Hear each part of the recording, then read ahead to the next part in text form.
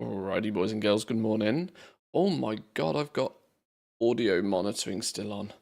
Wow, I've got a weird echo in my ears. Please hold.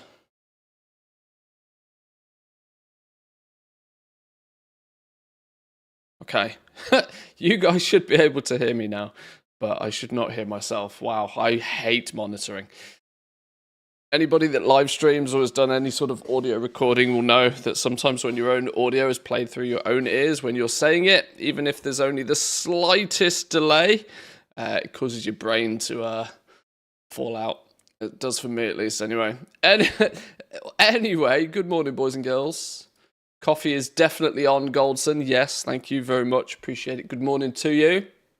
Chris, Chalida, hope we're well. Good morning, good mornings. Let's turn the tune sound just a touch. Today, I'm going to have to do some checklists. I genuinely don't think I've got any other option in my life today but to do some checklists. At the very least, we need to push to get, where is it? That's the Cartels of Undermine, that's Dark Fuge. Bilge Water, who we're assigned with this week. We are revered. We have to get these fellas. To Exalted. As bare minimum, so that next week I can start work on the Blackwater Cartel, and we might just have to go a little bit ham to get this done. I'm going to feel really, really weird if I finish this patch without having these sub-faction cartels fully leveled. Especially since it's, it would have made sense for me to have done this ages ago, considering getting them all done and then sticking with one is actually the best solution for long-term Mechanica. So, perhaps you could play some other games. Well, yes, the other game theory has, as you know, more than crossed my mind. The reality for me is I want to get to a point where I feel complete with what we've done in 11.1. And I don't feel complete yet because I haven't done everything I wanted to do. Shit. I mean, that's good to see, but that means I'm missing now 4 Mechanica pets. That's all of the cheap ones, though. Gophers. Have I got a spare gopher knocking about? Got a spare gopher. I've got spare gophers on a few realms. I just don't know where they are.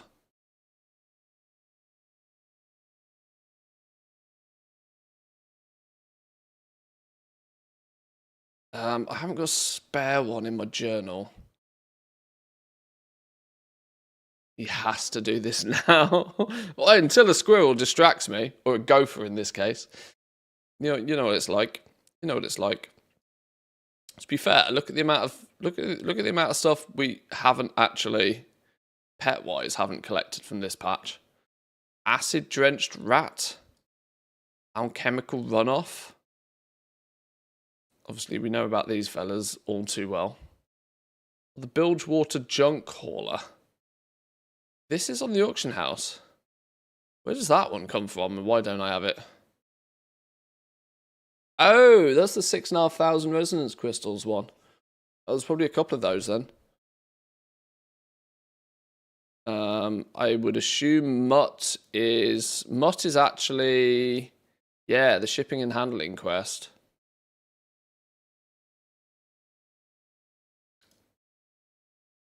Personal use Zapper is also shipping and handling. Annoyingly for me, I've had both of these in the past, but I sold them. So when they go cheap, we'll buy them back again. That's the theory. That's a reputation one. Wave Breaker Mechasaur. I'm assuming this is a reputation one as well. Yeah. Yeah, well, if nothing else, we need to get the reputation to get all these pets. And to give us a long-term exit strategy for resonance crystals. 6,500 resonance crystals for a single pet, I still think is pretty spicy, but it is what it is. I have 10. Let me go buy 2, so then I don't feel too bad. I have a spare gopher knocking about somewhere on another realm.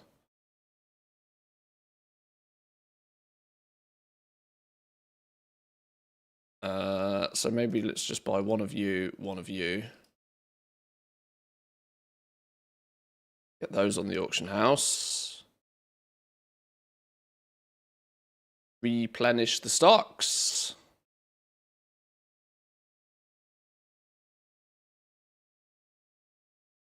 Keg mover. Put in cage. Quite sure. Yeah. Flunky. Put in cage. Yes.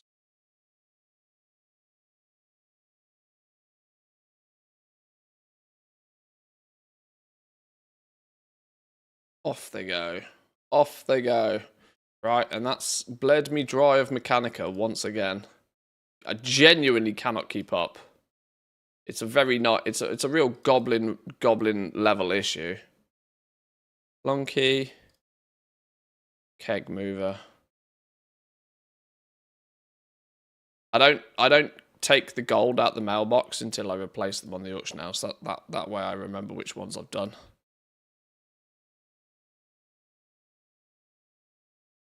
So these only have 9 hours left. Just cancel them all off.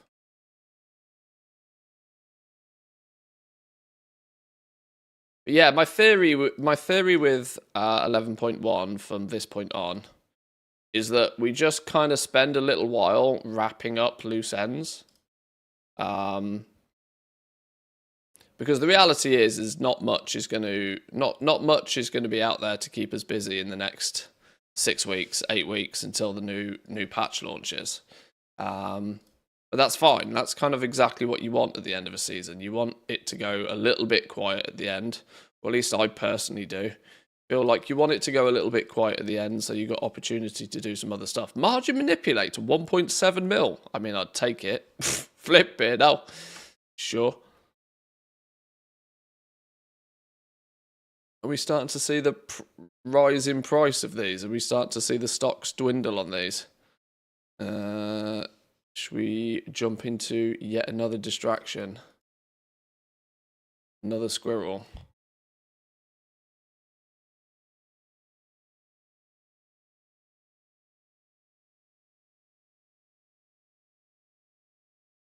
I think he's going to be so surprised when he's done with the Undermine and realizes there's a whole world outside. Lies. Lies. Lies, I tell you.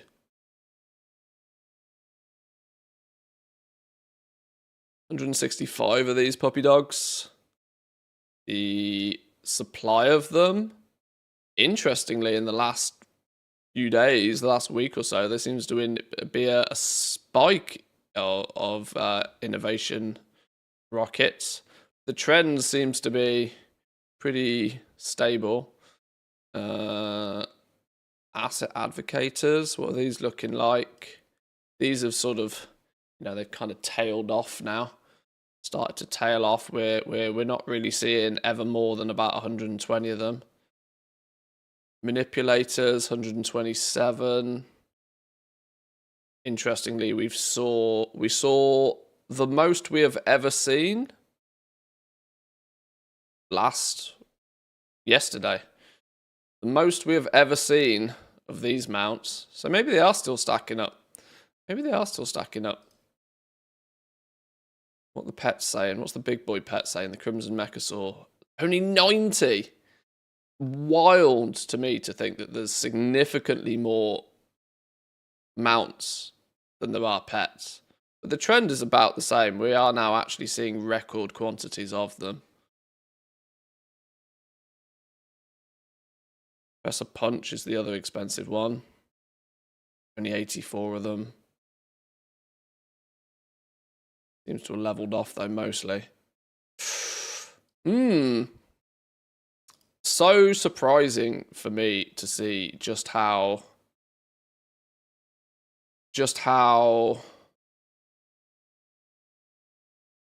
well spread out the mounts seem to be relative to the pets. Like, the pets are only available on about 50% of the servers.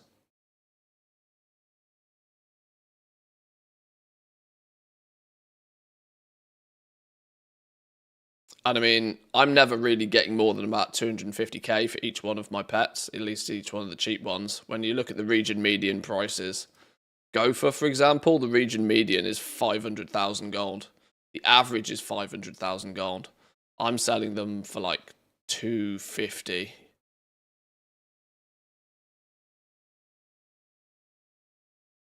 But then again, you can get them for 250 or less on a handful of different servers, with the cheapest out there being 200k. Then, when you think about most of the other servers, such a wild market, this. Totally didn't see this coming in 11.1. I knew that the Mechanicas were a thing. I knew you could trade. Well, the thing is there was too many question marks on the PTR because I never tested the 11.1 PTR properly. Too many question marks, such as like, could you even sell the Petzl mounts? So it's whilst I knew of their existence, never really foresaw it being this crazy. Right, let's get the start at the end. It's easier to start at the end of the list and work back up.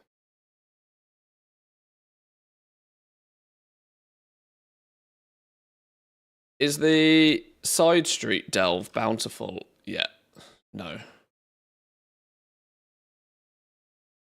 Kind of half want to wait until this is the overcharged delve just to do the belt upgrades for all my toons. Where are the overcharged ones? Kriegville's Rest, Skittering Breach. So probably not going to do any delves today. But like I said, I do want to bang out as many as possible checklists, really.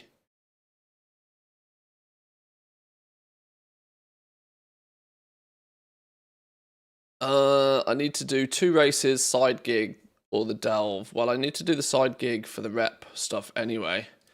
Maybe I'll just quickly bang out the easy rep stuff to see.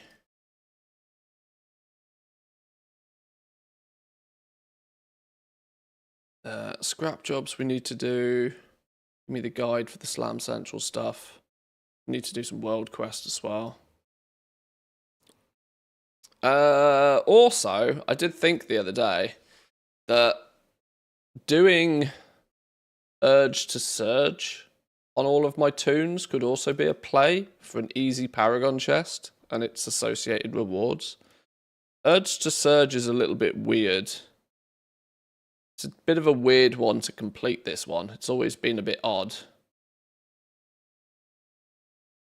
But you only need to complete 1 shipping and handling mission early on. So like if I'm ready to quickly do a shipping and handling quest on all 4 toons, just as it like ticks half past the hour, I might be able to get all 4 that Urge to Surge done in like 5-10 minutes. Which I think could be a cheeky little way to get some bonus rewards.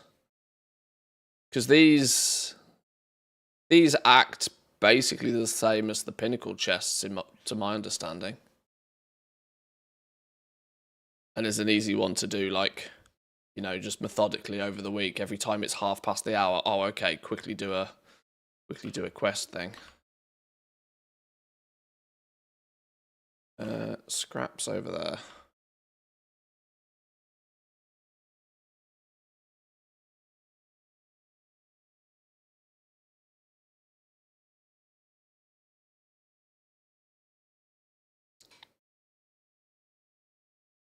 I reckon it's going to take a while for people to get to renown 18. The Augment Maroons might do alright.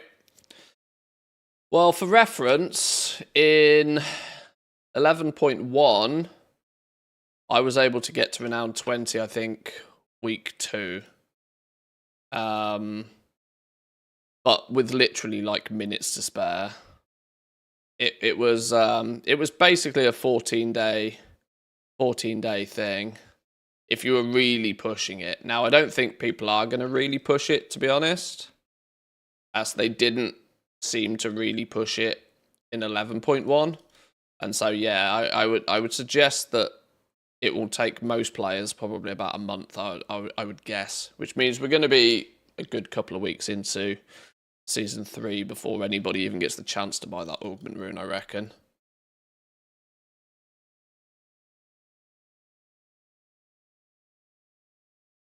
It has 1100 gold, but can't proc more. Oh, okay. So yeah, it's not like the pinnacle chest that can go all the way up to 1600 gold. 16,000 gold. Yeah, but the piece of gear is of benefit to all of these dudes. Who some of them are running around in like literally empty slots. There is part of me that thinks I should just buy like a 60, a 600 piece of gear for every slot.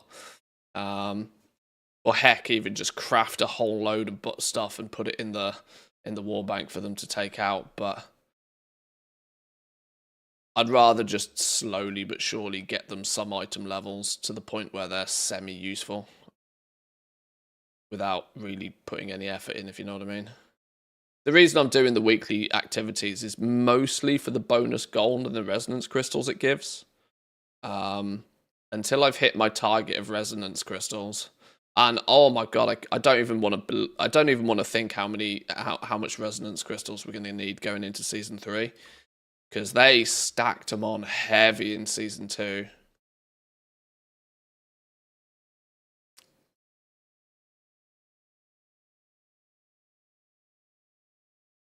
But yeah, we'll see. We'll see. You got the new time walking mount.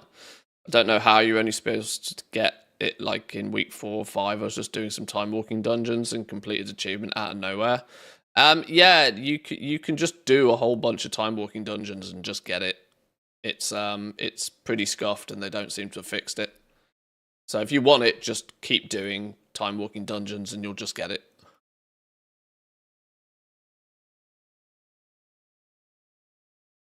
I probably need to do a whole bunch of time walking dungeons, to be fair, for the same reasons.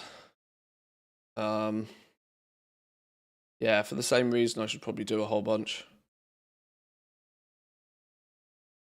Another thing on the list. Loads on the list. Blizzard are once again doing a really good job of putting things on the list. They're not really things that feel super interesting, though. But a pirate dragon is kind of cool enough to chase after, you know?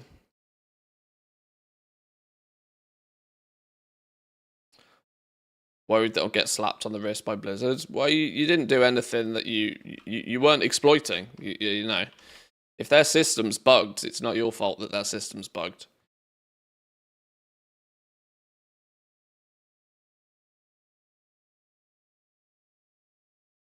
You'll be all good. Oh, I've also put a noise gate on my microphone today, by the way. So if it cuts out because I'm not talking loud enough or I'm not close enough to the microphone or whatever, you're going to have to let me know. I did try and test it, but it was like 7 minutes before I was meant to start the stream. So I didn't have too much time.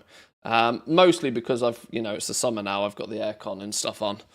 So we don't really need that constant hum in the background of the aircon. Not that I was convinced you could really hear it on the microphone anyway.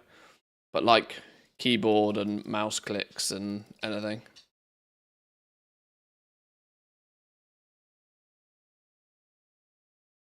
How you doing, Bakoto? Welcome in. Good mornings, good mornings. I think I need to do one more scrap job. Where's the next one gonna be? I appreciate that they've made the scrap heap trash icon on the minimap like 75 times larger than it was before.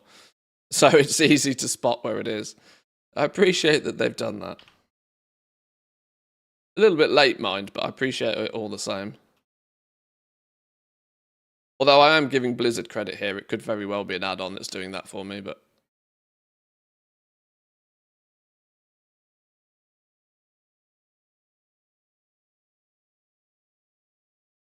This week's pretty good for the alt gearing, since the War Within cache gives you the heroic loot.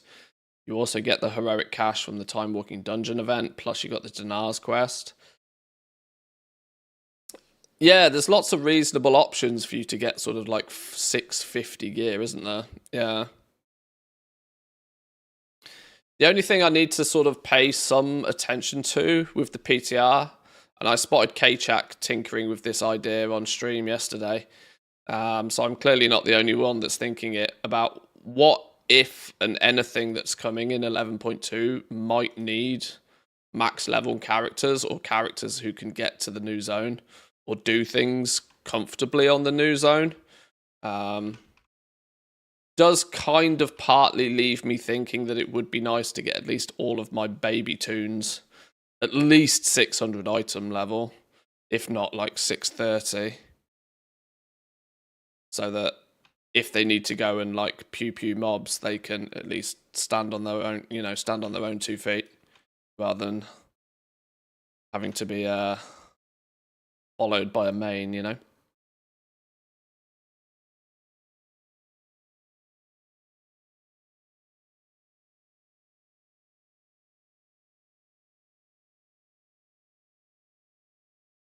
Right, this should be the third trash pile. I've done Urge to Surge already on my main. So what's the other weekly thing? Oh, 10 shipping and handling quests. Oh, I've done 2. I probably need to do a few more.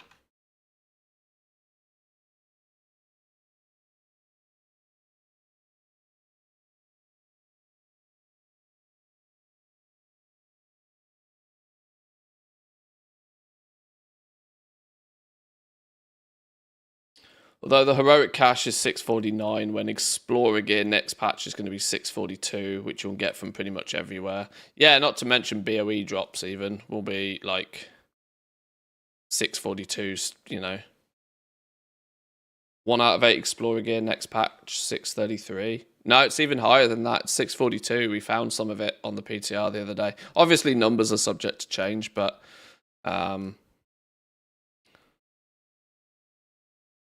we're going to be getting like just world drop trash tier gear is going to be. This is the thing. This is why I've kind of, I'm in two minds what to do about it, because it's entirely possible that I don't really put any effort in at all and then just buy a bunch of the like 99 gold trash tier stuff early on in the patch,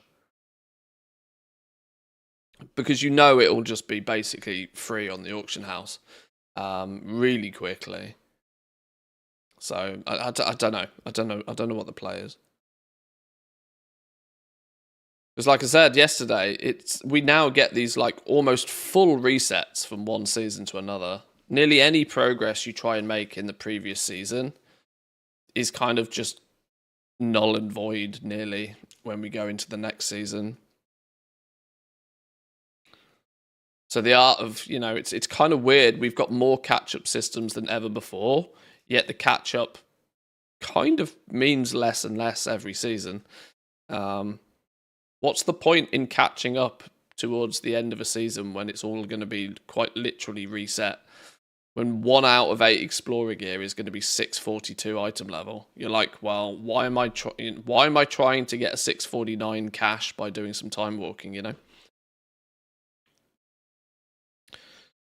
Heavily reiterating the fact that maybe you should only do this stuff if it's fun. Don't do it just for like catch-up reasons. I got 3 minutes till the Urge to Surge thing kicks off. Let me see if Urge to Surge is needed on this dude. I want to test to see if I can quickly spam out a single mission. Because you only need to complete 1 mission to qualify, and then when it ticks over to like 10 jobs completed, 50 jobs completed, that's when it gives you the credit towards this quest. So if I can do 1 shipping and handling quest on the 4 toons very quickly after the 30-minute mark, I might get Urge to Surge completed on a full team in one go.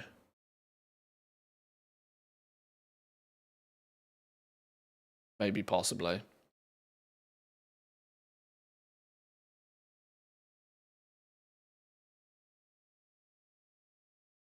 Do I need it on all 4 characters? Urge to Surge, yes. More importantly, let's check I've got the quest before. Urge to Surge, yes.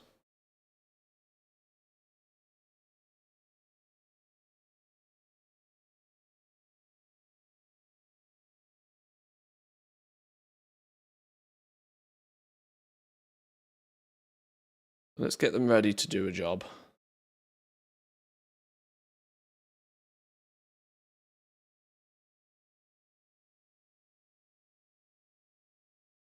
Goldfish has been flushed.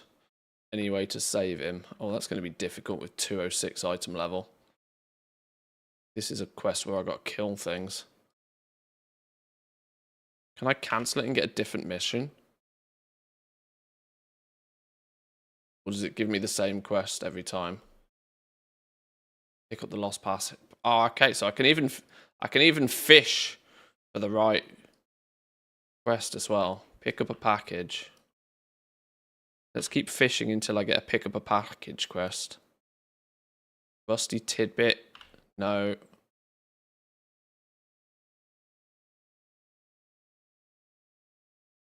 Arrive at Hovel Hill. No.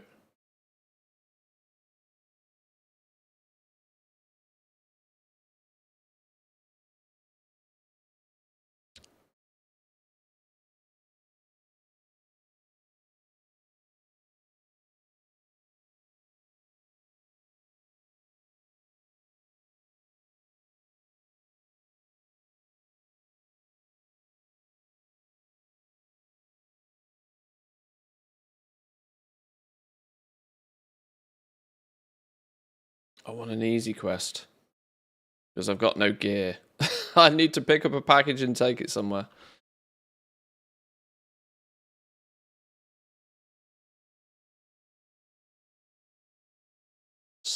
There we go. Signed and sealed.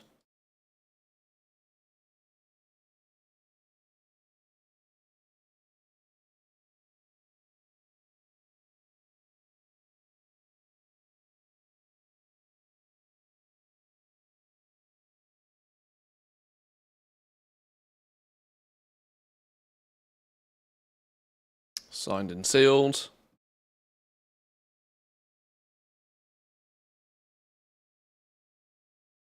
Got a question for you that might be a bit long about selling off stock. I can get to it if you're happy to wait a couple of minutes. I'm carefully cautious that shipping and handling is about to start, and I'm trying something that was kind of time sensitive, so give me a second.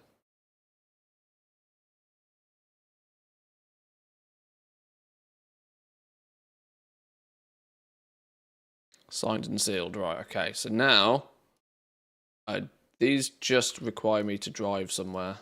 Okay, shipping and handling has begun. Right, go pick up a package wherever the Christ is and deliver it somewhere.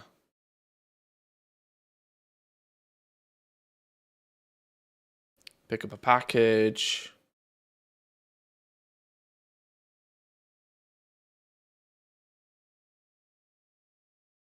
Deliver it out. Who wants it? Who wants it?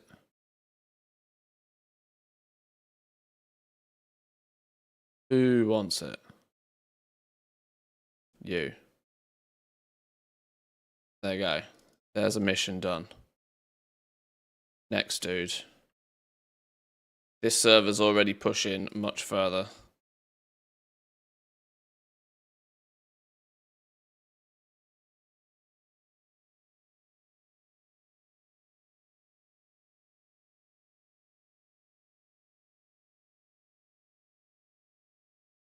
I don't know where I'm going. There we go. Okay, you're done.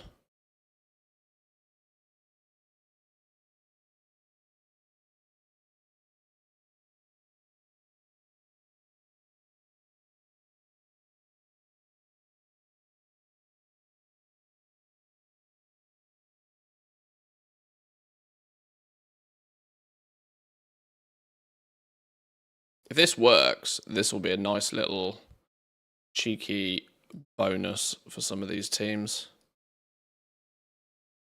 You're done.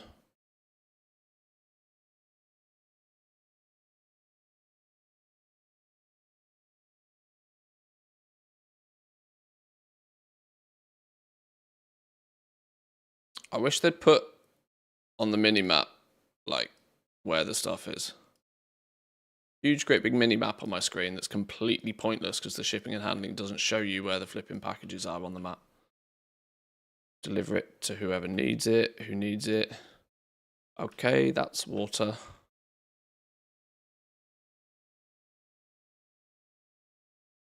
Come on, I need to do it before it hits 50.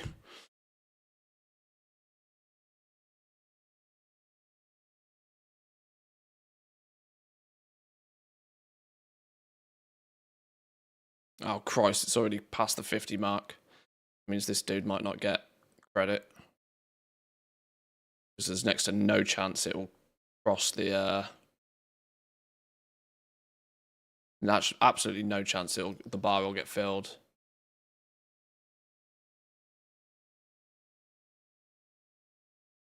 An empty shard that doesn't hit the milestones. Yeah, that might screw things up for sure. When this dude hits 50, we'll know. I mean, let's not forget we get these little boxes each time as well. Urge to surge. That one. Rack. Rack. Oh.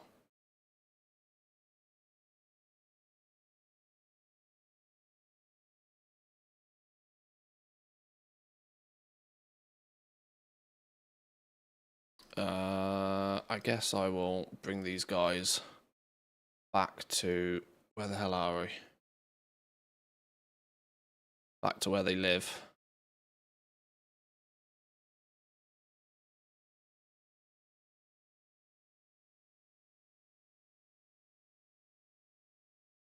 Generous tip chest. Did that give me urge to surge progress? No.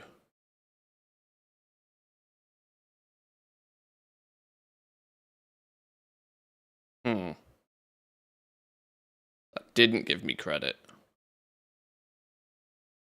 Okay. Is doing one quest not enough?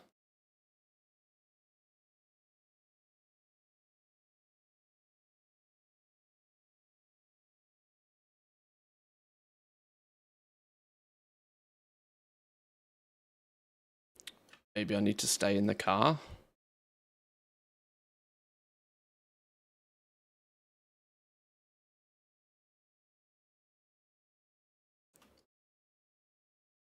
Pre-pick the package and just wait at the delivery location for the event to start. Oh, that could work.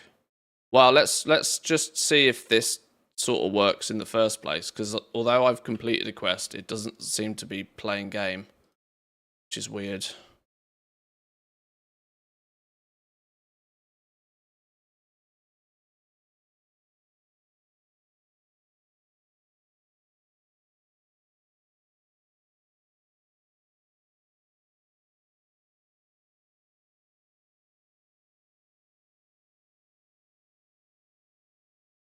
Sign a cartel contract for the week. Well, I have. Wait, what?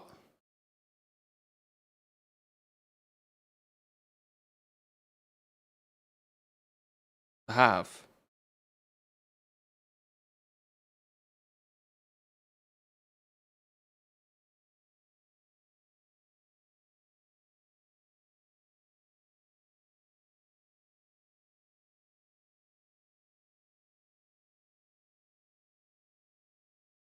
Let me go and speak to him, see what's going on.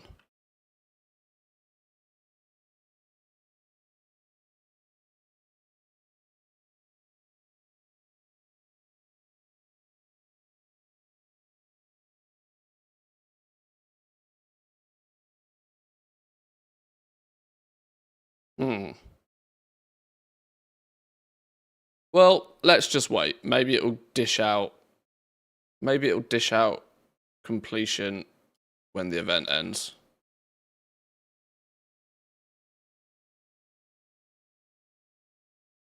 Maybe it won't, and this will be something else that I just completely ignore. Who knows? Right, anyway, I guess let's get to Chris's question. What was it? I've got way too much stock and I'm looking to liquidate quickly before the next expansion drops. I remember you mentioned yesterday about just offloading Mog at a discount and being done with it. That idea's kind of stuck with me. The discount you're going to need to dish out is going to be pretty large, though, if you actually do want to shift stuff really quickly.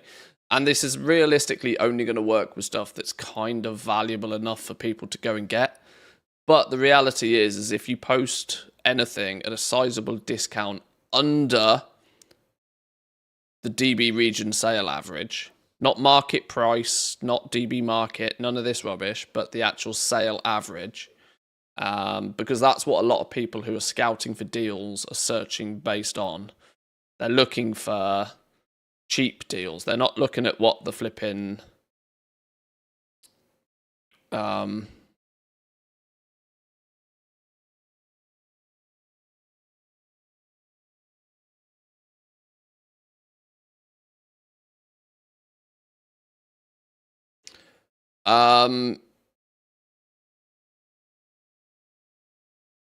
whilst those numbers work, you're absolutely not going to offload stuff quickly using it that way.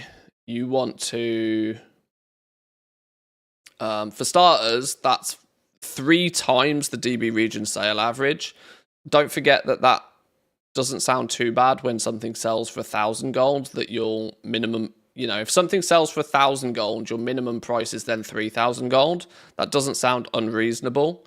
But then if you have something that's actually worth something that, say, for example, actually sells for like 20, 30k, and then your minimum price is triple that, you're not making 3 times region sale average. And in theory, the issue you'll find is that you'll that minimum price is too high. And let's not forget that just because you set a minimum price doesn't mean that's what it gets posted at either. Minimum and maximum. I wish Trade School Master would call it range. I wish they'd just put the boxes next to each other and call it like listing range, because I think people would get it a lot more if they called it listing range rather than minimum price and maximum price.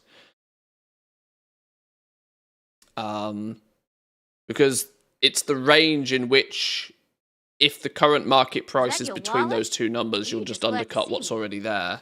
Both, I hope. I often think a lot of people obsess almost too much over what the minimum price is, because fundamentally, you very rarely actually post anything at your minimum price. It's just stating that, oh, if the current listings are between these two numbers, then I'll just post mine at the same as what's already listed. The problem I want to get rid of is that an item can have a 50k market value, but it might only sell, for example, 5k on average. That's what I want to fight so that it will sell, but I don't want to get baited into selling it for like 500, for example. Well, in that scenario, the market value of 50k is not really that reliable of a number. Certainly not for the concept of selling stuff quickly. If you're actually trying to get rid of shit, you can't look at ignore market prices. If you're trying to sell stuff quickly, market price doesn't matter. Market price is a number that is there for people who are willing to post it 6 months, 12 months, 18 months, 2 years until it just happens to sell. The market price is kind of irrelevant. An item is worth nothing until it's sold. And in fact, in many cases, it's worth negative something until you sell it. Because if you've bought it to then resell it, it's actually, you know, it's worth a negative amount of gold because it cost you something until you actually sell it.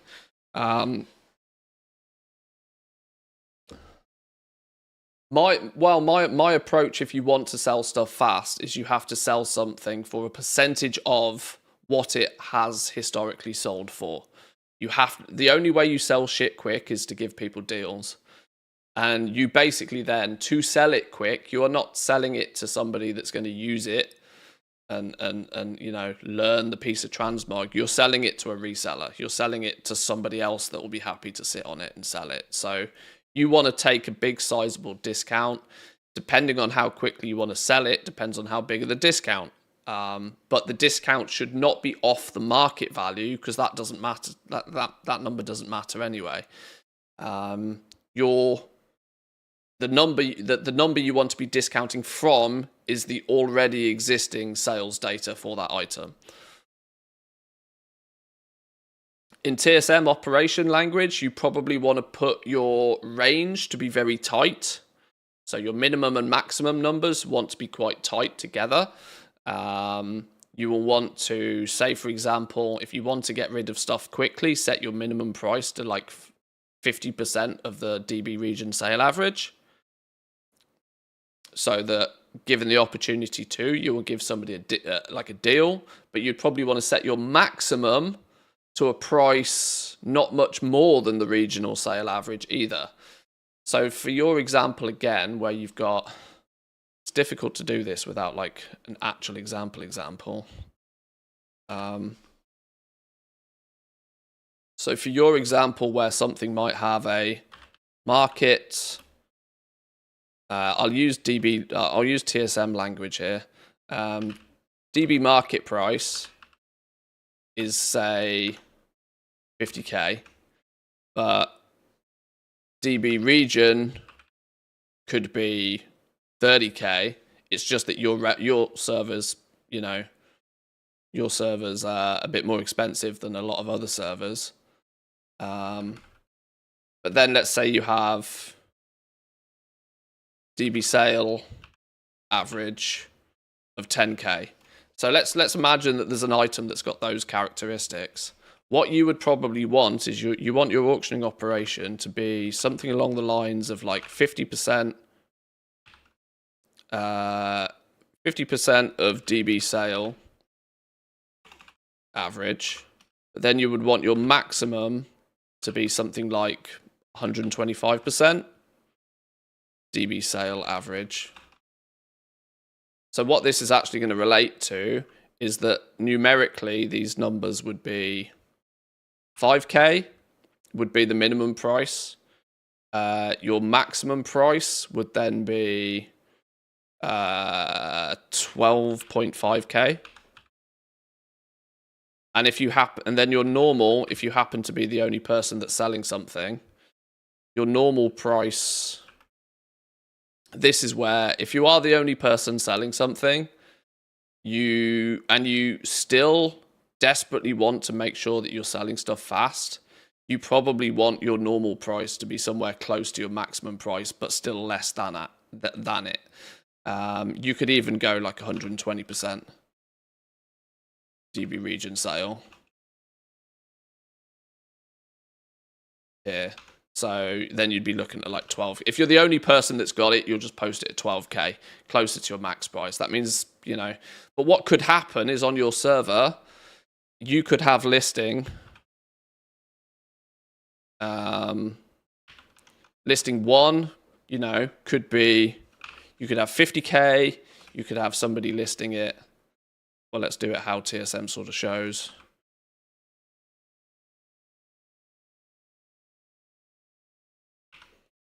Listing 2 could be 45k, because, you know, somebody's just, everybody else is just undercutting the market price, because that market price is only this number because there are listings of this nature. But what you're going to do is you're going to come in and you're going to post yours.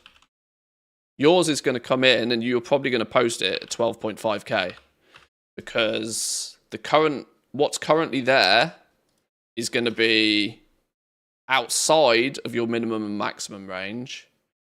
And there are often things that you can have here. So like when below, post at min or don't post common options. And when above max, post at max. Like the sub settings in TSM. So in a scenario like this with settings like these, you'd come in and you'd post yours at 12.5k, which in essence is a huge discount over what's already there. That's exactly what you want. That means then somebody's going to come along and you've got many options here. Either somebody's going to come along on your server and go, like, whoever owns listing 1 or listing 2 and is going to be like, what is this moron doing? And they'll just buy yours straight from you and they'll put it in their bank and they'll continue to try listing theirs at 50k. And then it's their problem. You're done. It's their problem. Or your listing is going to be so close to the region sale average that it might attract people from other realms to come and buy it from you. Unlikely to be the case. Your main focus here is to get somebody from your current realm to buy it off you, because you're offering them a discount they almost can't refuse.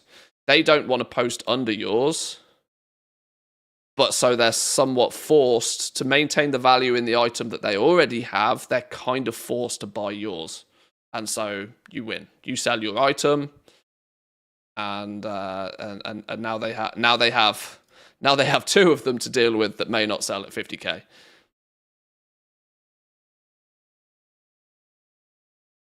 But minimum and maximum, you want that. If you actually really want to focus on selling stuff, you have to have that range quite small.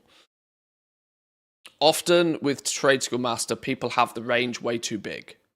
You know, they'll have like their minimum price will be like 95% market price, and their maximum price will be 300% market price. That range is way too big. That basically means that you don't really care what's going on. Whatever is already happening on the auction house, you'll just follow in suit. Which is fine if you want to play the long game. Totally fine if you want to play the long game. If you're content with just posting your auctions and stepping away and doing that for 6 months, 12 months, 18 months until something sells, when you're selling stuff at scale, you can take that approach. But if you are looking to sell stuff quickly, you got to keep that range tight and you got to make the price look attractive to people. Otherwise, nobody's going to buy it. But like I said, this is all a very hypothetical. But yeah, if you are looking to shift stuff fast, you have to make it look a deal. Either to the people on your realm or anybody that might come along and see that item. At the end of the day, a sale's a sale. You don't care who buys it. If you're like, you don't care if somebody buys it to relist it. That's their problem then. You will also annoy the shit out of people doing this, but it's how you get shit sold fast.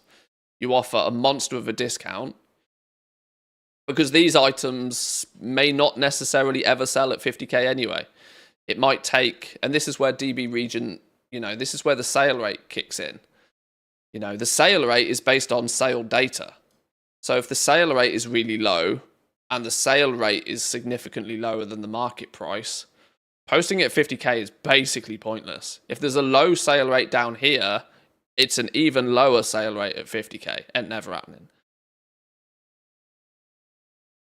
And this is why market prices and region market prices for stuff are very, very inflated. Very, very scarcely will you get sales at these sorts of prices. You will, because people buy things for all sorts of random reasons, but the first thing you said was you want to sell stuff quickly. So this is how you sell stuff quickly.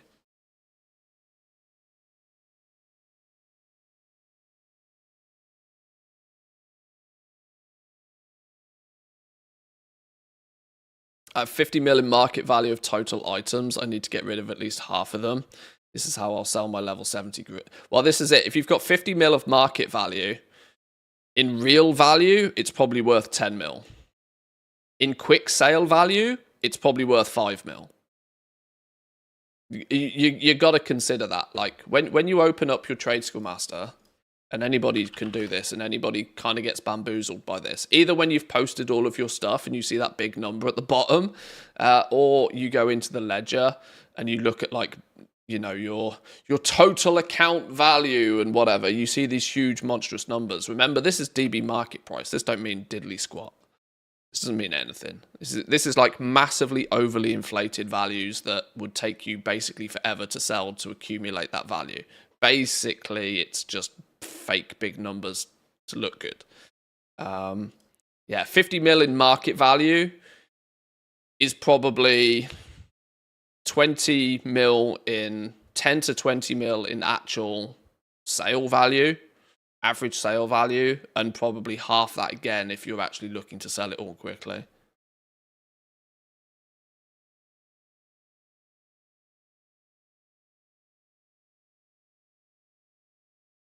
Depends. Yeah, if there's an item that there's like 8+ of it on the auction house anyway, I mean, playing by that point, I would consider there to be a pretty saturated market anyway. If there's like 8+ of a single item, unless it's something like, you know, current expansion, high in demand, like 603 BOEs or, you know, 600 BOEs or something, or like current expansion profession gear or something. But like any scenario that's past expansion, if there's 8+ of it, you're going to get undercut instantly. B, there's 8 of it because it's not hard to get. And C, there's 8 of it because nobody really wants it. These are all things that should like set off alarm bells that this isn't something that's really worth trying to sell anyway. But yeah, there's the TLDR is if you want to sell shit fast, put a reduced sticker on it and a nice healthy discount. Yeah. Today's squirrel is make it tight. Get those. Sure. Absolute animals, the lot of you. Right, did we get Urge to Surge? We didn't get Urge to Surge credit for doing the one quest during the shipping and handling, even though we got crates. Because it, for some reason, says I need to sign a contract, but that's stupid because that's a warbound thing and I already have. Is this true on all of them? Okay, so I don't know what the logistics of this Urge to Surge actually is then for getting completion tag on it. Well, now I know we can ignore that one then. I have 100% yes, definitely selected my cartel. Side with a cartel. I've 100% done it. Your wallet? Or are you just glad to see me? Both, I hope. It's good old warband stuff. I mean, I've even completed the quest, for example, on my main character. So, yeah. What does Wowhead say about this? Urge to Surge. I appreciate the bits, Chris. Thank you very much. Good luck with your selling adventure. Hey, if you post them at sizable enough discounts, you might end up me buying half of them.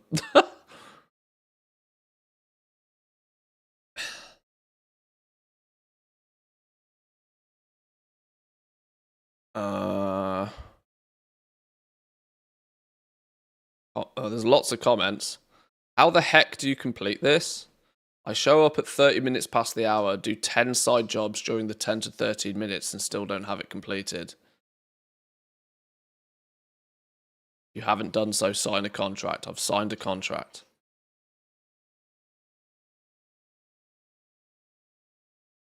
I'm unable to finish this quest. I've done multiple jobs during at least 3 surge pricing events, but haven't been able to earn a chest in any of them. This game's legitimately starting to feel like a job with a very tone-deaf manager. Where's the comments with like big upvotes telling people how it's not broken? You're wondering why you can't complete the quest during the surge pricing event. It's because you cannot get credit if you have not earned a chest during the event, even if you've actively participated in it. Also, the event does not consider that you've participated unless you complete at least one task before a chest is awarded. Which means if you're late to the event and the first 2 chests have already been awarded, you have 0 chance of being able to complete this quest since not enough people participate in the event anymore to actually fill the bar to get the 3rd chest. This is due to brain-dead folks over at Blizzard HQ not scaling the event to the number of players participating in it, a mistake Blizzard repeatedly makes for all open-world events. Edit, it looks like they've finally picked up the no pickup package bug, so that's nice. The first 2 segments feel very quick, so the second half of the event time is dead. They could have made the requirements to complete 5 tasks during the event to fix this.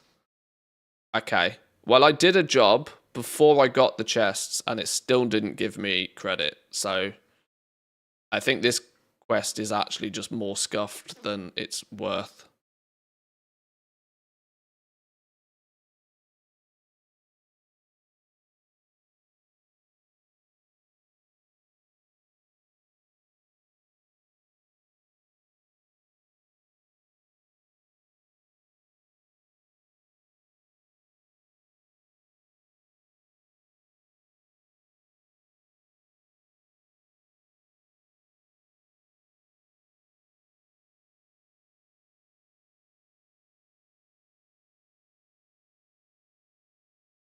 Was on during the middle of the day running jobs. Had a couple of jobs done when the surge tip bar appeared. The tip bar only seems to be adding jobs when I personally did a job and had not. Okay, whatever. The weekly quest is so poorly designed. You only get credit if you complete a job and get a box for it. I was in the middle of doing the last epic one and suddenly the event disappeared and no credit for the weekly. Okay, this is clearly.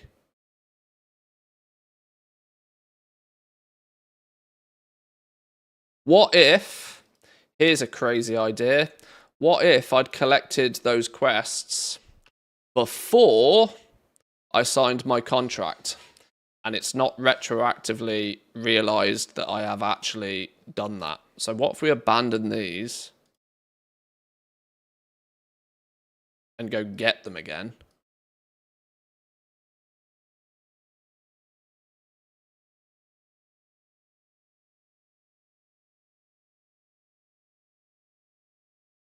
Urge to surge.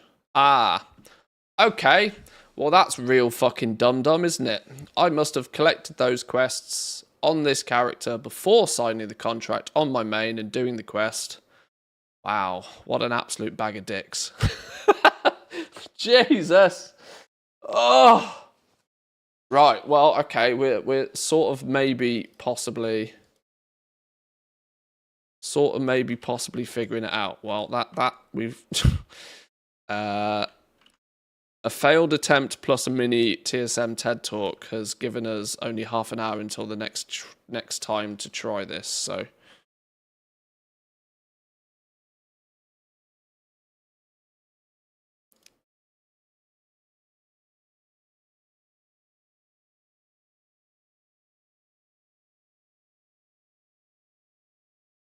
right, take the quests again.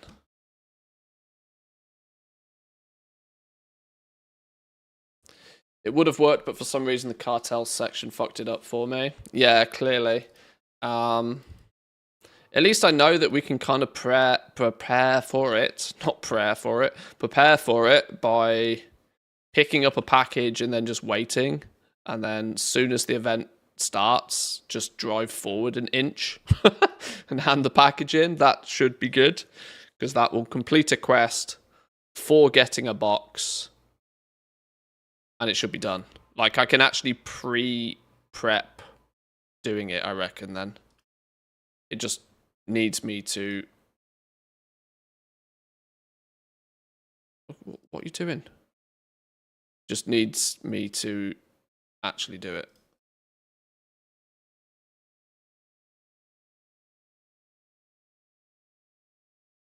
And the frustration for me is I wonder how many characters I've picked those quests upon already and I'm going to have to abandon them and do them again. Could be many. Look, I even got the stupid boxes, look.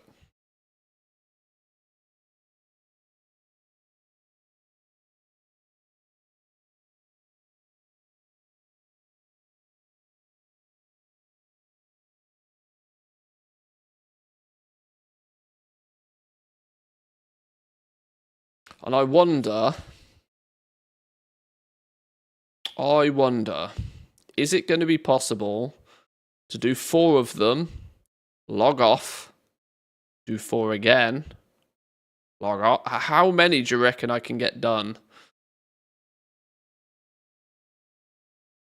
per event?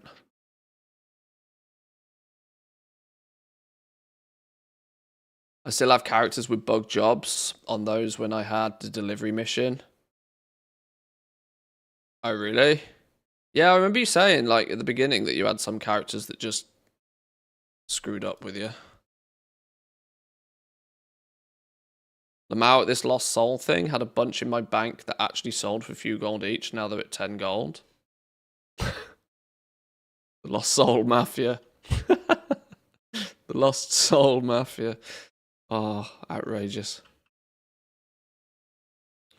Right, okay.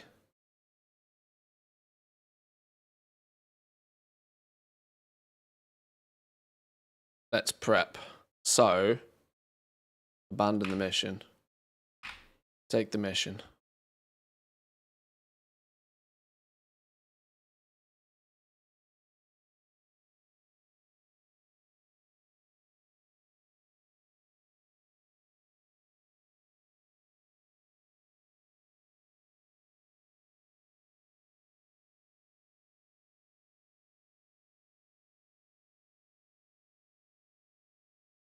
Signed and sealed. Right, go get a package.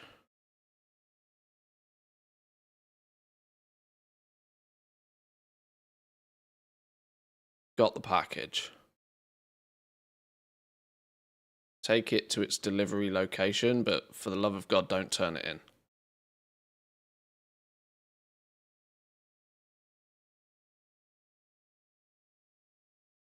So, like, just lurk here.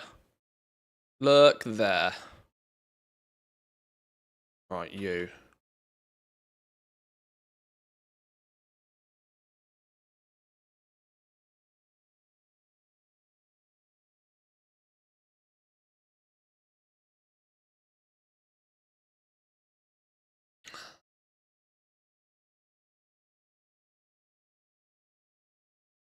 All this said, I'm already starting to believe that this is far too much like hard work to do across 80 characters. The concept of this was like, can I just quickly bang out one quest? That, you know, the first starting thoughts was like, can I just quickly do this?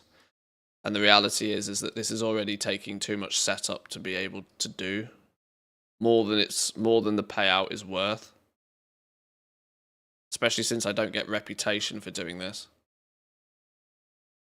I only get some resonance crystals and a piece of gear.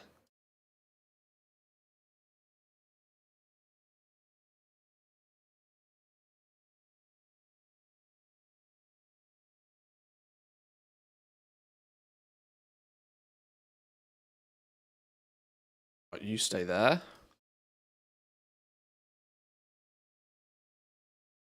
Theatre Troop Weekly is a gold mine.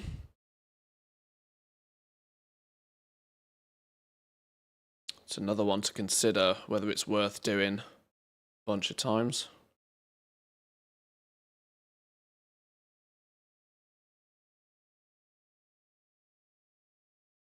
You can have the job active, but if while logged off and logging back in, you get phased to a different shard, the return circle won't be there. Oh, yeah, that's a bit icky. These characters are, by design, hopping shards all over the place, so keeping track of what their home shard is going to be not so straightforward, is it?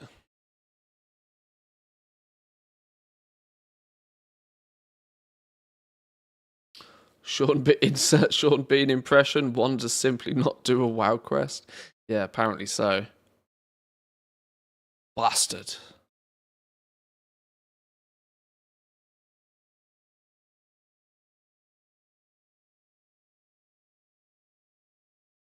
Signed and sealed.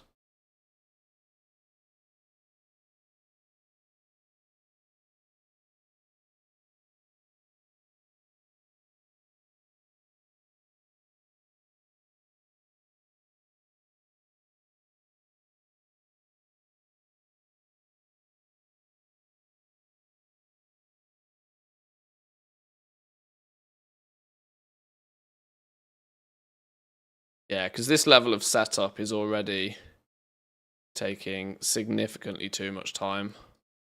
Once the theory is once they're geared, I think half of the problem is I'm deliberately cherry picking these exact quests. Once they're geared and can just bang out any quest, I can be like, oh, the event is up. Let me just jump in a car, press 5 and do it. That's kind of the level of speed and efficiency that we need with it. But this is already feeling too much like hard work for it to actually be of any value.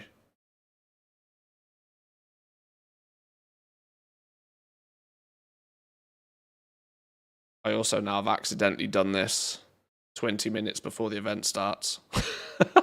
I'll have to keep myself busy on my main character for 20 minutes.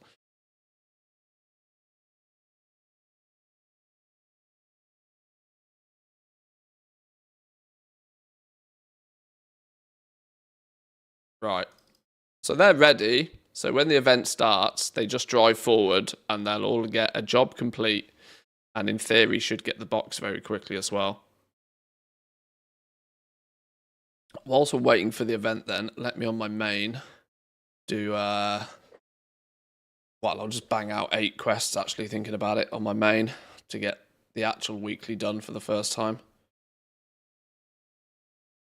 Fresh towels distributed. That's a hotel one, isn't it? You get a towel. You get a towel. You get a towel. Would you suggest late joiners basically haven't played 11.1 to set up the Mechanica farm now with the intention to continuously farm it in future expansions?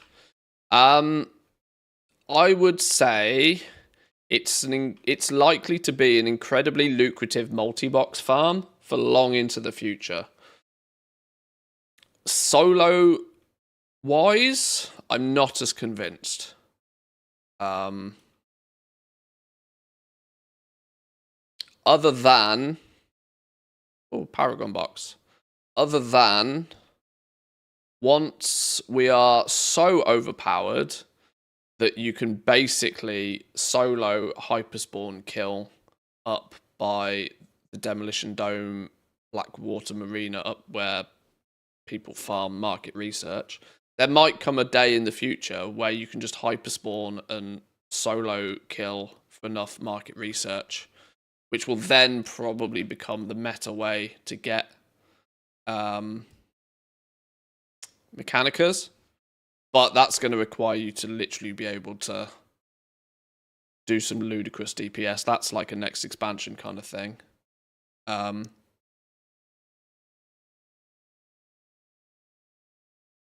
So what actually would my advice be then?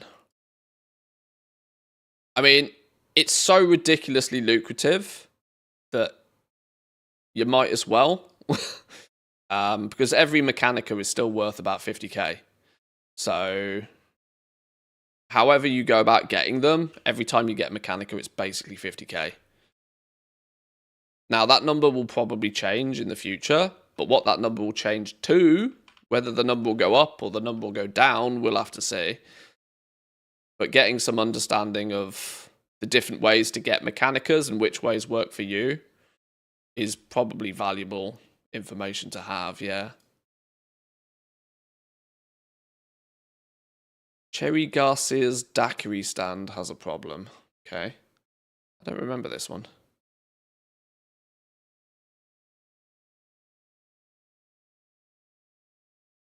Solo camping on WoW 1 whilst playing on WoW 2.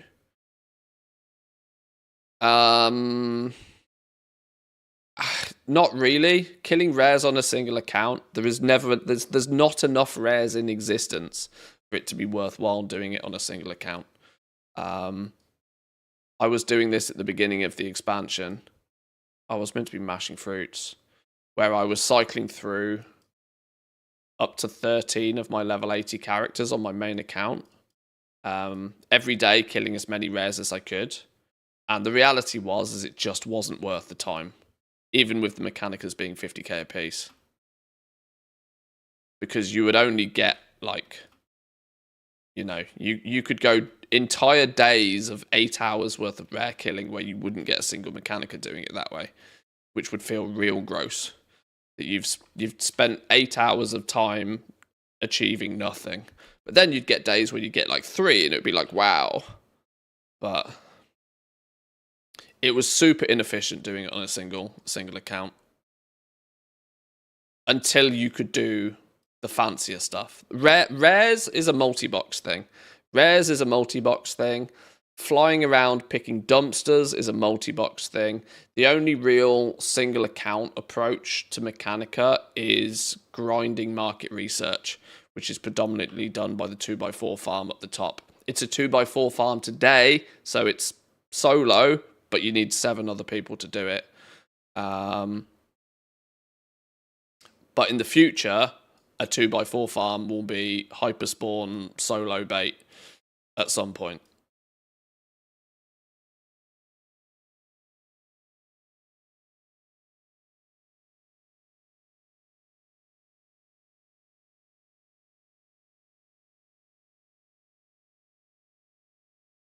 What's your average gear goal? Want a decent item level on them like champion or hero track? Bonus dudes, just as much gear as they can get. Enough gear so that they don't get one shot when they're flying around doing stuff. They mostly don't need to do, like, a piece of gear in every slot would be my starting point for most of these dudes. I'm rocking 206 item level, 266, 268, 369. And this number just steadily goes up as they magically find a piece of gear that goes in every slot. But other than that, I'm not really putting any precise effort into gearing them. It would take me 5 minutes to log onto the auction house on each toon and get them a full set of gear, and they'd be item level 600. But why is that oil spill?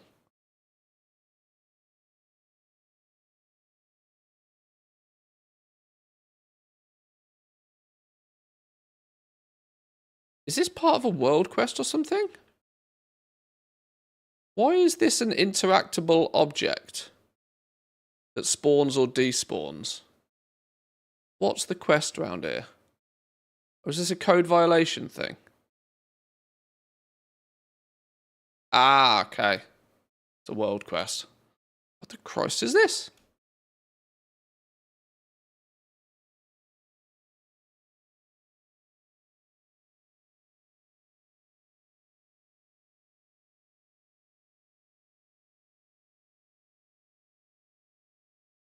Oh, let's get back to shipping and handling. I've got 10 minutes until it's go time to see if this theory works.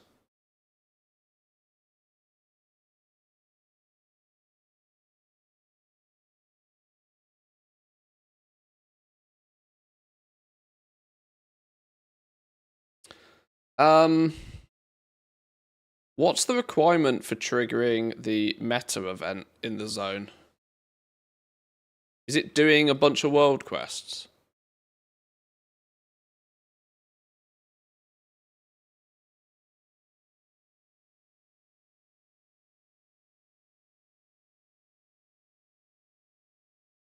Three world quests. Okay.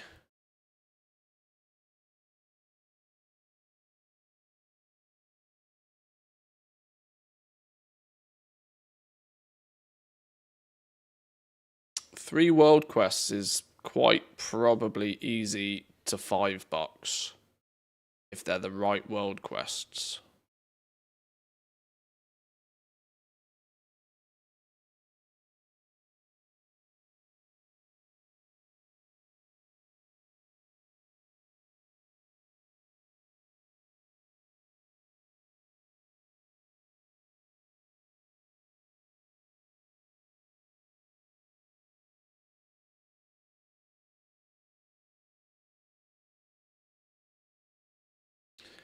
There's also something I might want to test here. I'm on an 8 out of 10 job streak. If you complete a job streak during a shipping and handling event, I believe that's one of the criteria to get the pet as a bonus reward. If you just do a 10 streak, you don't necessarily get the pet. You have to do the pet. You have to complete a 10 streak during shipping and handling, I think. I'm wondering if there's a cheeky way to farm more of these pets, because the pets are still worth some pretty big bucks.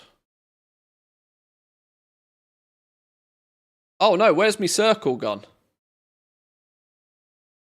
Hold up. Where's me circle gone? Is that just a visual boo-boo? Oh no. Oh no, that means these dudes have sharded.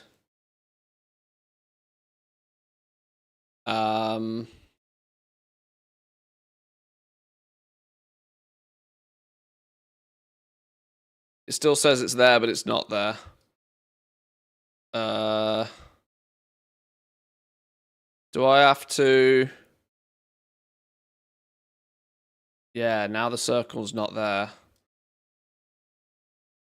Time to fish for another one. Is that how this works? Glad I noticed that. The shard must have closed on me.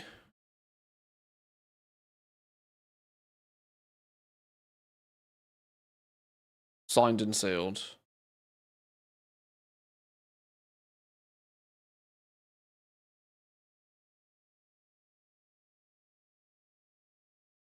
One package.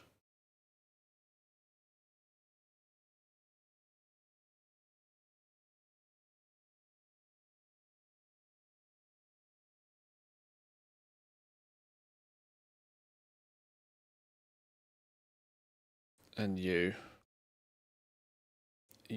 goofed. Signed and sealed straight away. Stream of privileges. Pick up a package.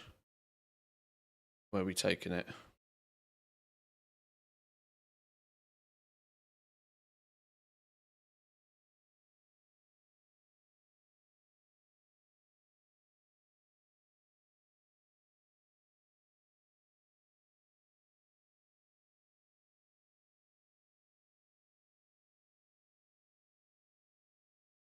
Okay, they're good. Yeah, I'm just wondering if I should also wait to complete the final job.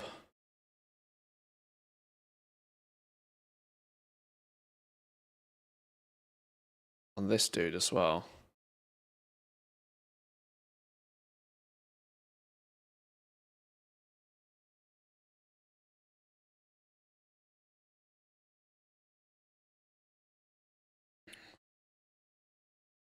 Shall I just get it done? Oh, wait, what? That was only number 9. How did I go from 8 to 10?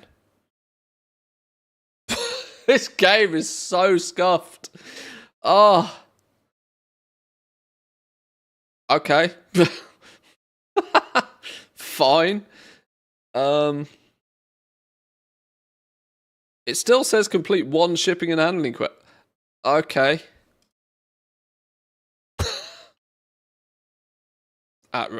Outrageous behavior.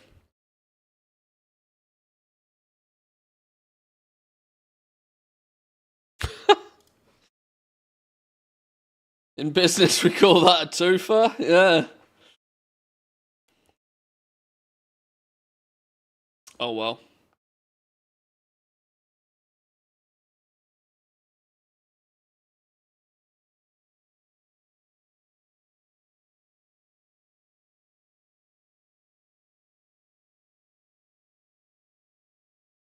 Nine is the quest shipping and handling ender, whilst the break does the 10th for the purpose of the world quest.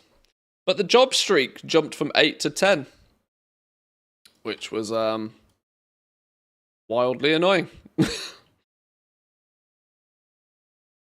Because I was half planning to get to 9, finish 9, and then hand in 9 to hit my 10 streak to get my bonus reward during shipping and handling. But I guess not. Not today.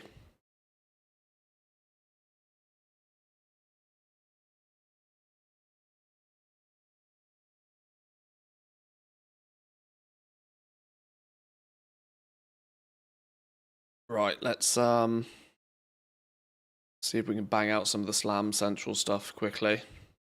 The bonus rep gained from that before we head into... We got 5 minutes for shipping and handling before it begins. I need these dudes to not phase.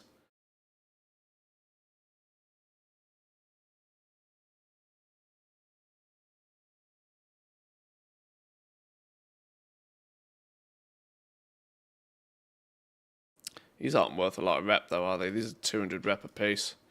These are just kind of a World Quest-esque level, but...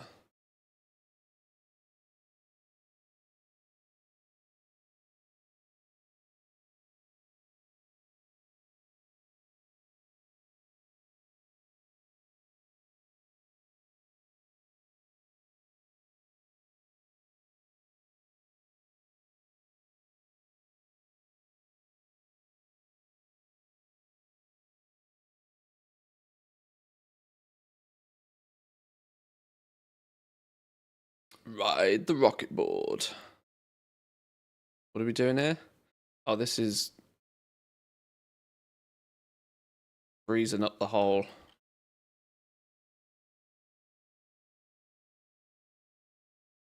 Blocking her holiness.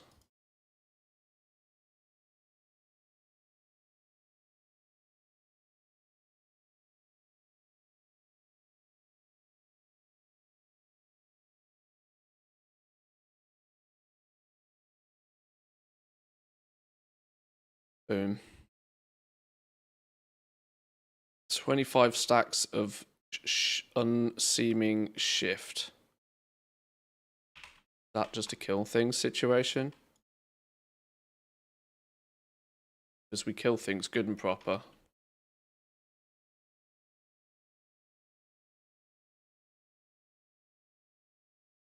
No, apparently not. Kill blood monstrosities. Okay, it is partly. How do we get these stacks of something or other? Metal containers with red liquid inside. These things? No, these things.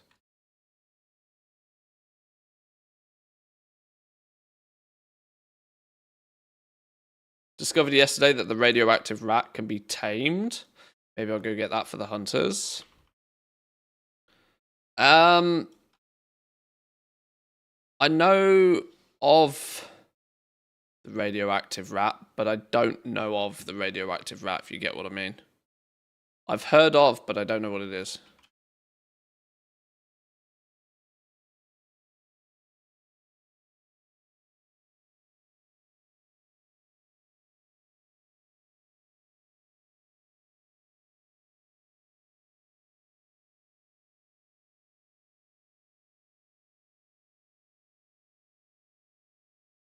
Oh, I aggroed you. I didn't mean to aggro you.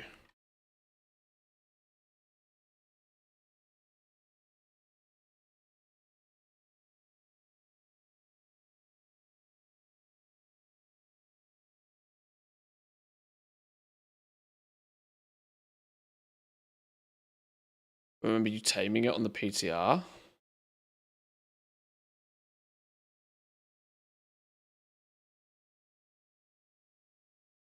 Where's this rat?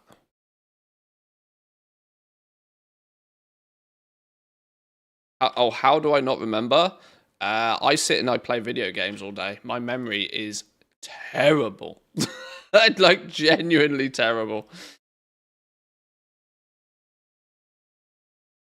Playing video games is slowly killing me. And not even slowly, it feels sometimes.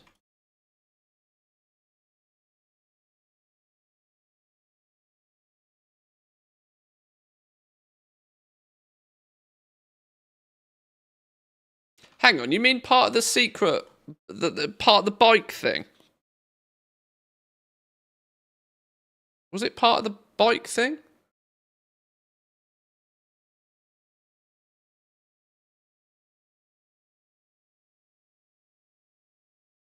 I don't know. I can't remember.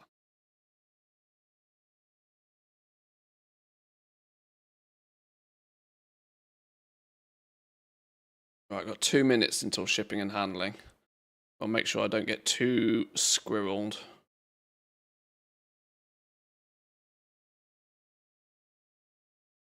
keep the squirrels to a minimum. So the second I see a tip bar, we have to drive forward 4 accounts.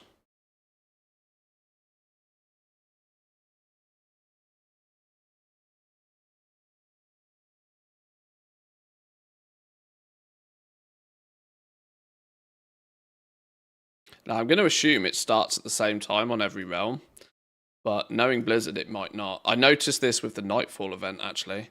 Silvermoon, weirdly, biggest Alliance server, was a good 5 or 6 minutes behind some of the other servers with the Nightfall event, which was kind of crazy.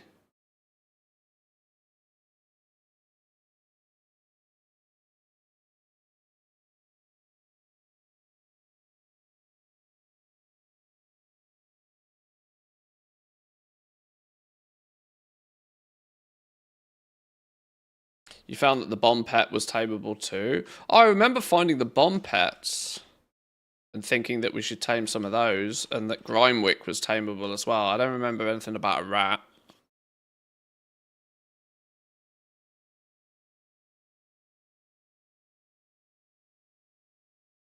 Oh wait, shit, am I meant to be doing something with these? Oh, I'm not meant to be killing them. Whoops. Get cleansed.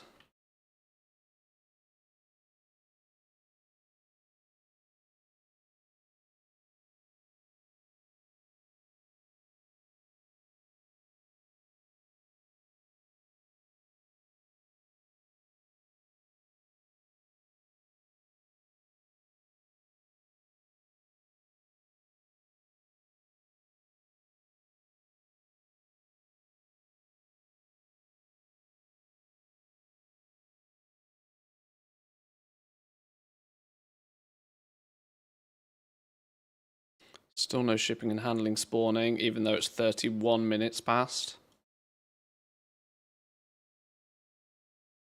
Or it's 31 minutes past by my clock. No, it's 31 minutes past by the in-game clock as well. Get somewhere out the way. Oh, I thought I could land on that. Apparently I can't. Stand there for a minute. Aha, shipping and handling. Completed. Completed. Completed. Completed. Right, that's a quest on every one before the first chest. Now, if everything goes to plan, when a handful of when I get the first chest, we should also get credit for this.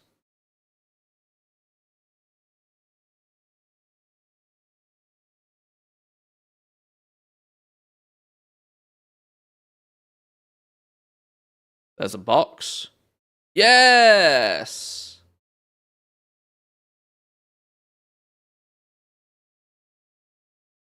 Box, box. Completion. Completion. Completion. Woohoo! It works. Okay.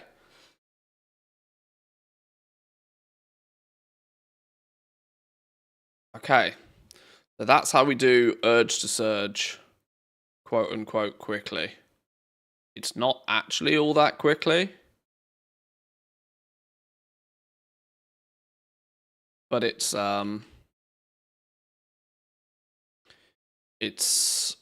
200 resonance crystals,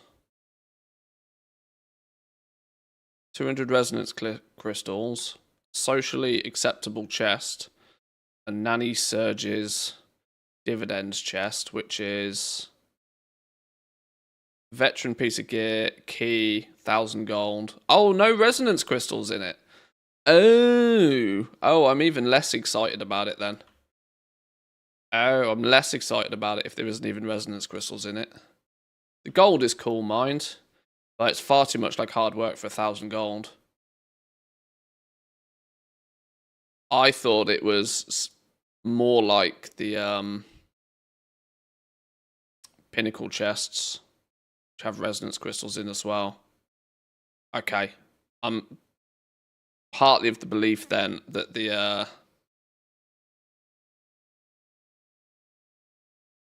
that the setup for this isn't worth the payout.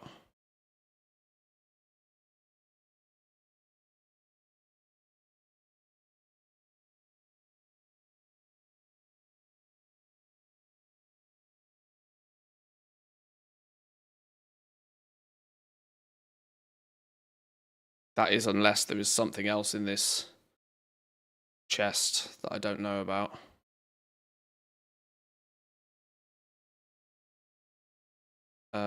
Oh, the turn-in is giving 200 crystals. That's true. I like 200 crystals. 900 crystals plus 450 cash is definitely nicer, though.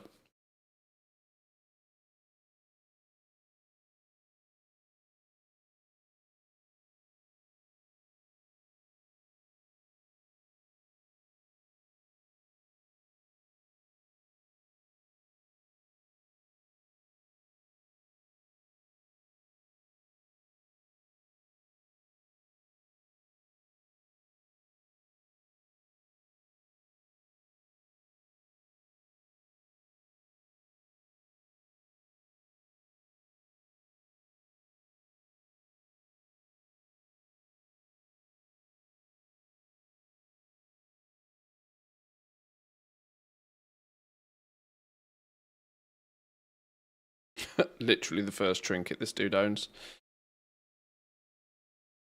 Okay. That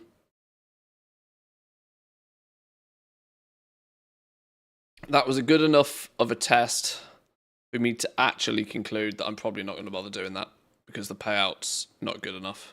If it was the same loot table as the pinnacle chests, then sure. But it's probably not worth if it's just a baby chest.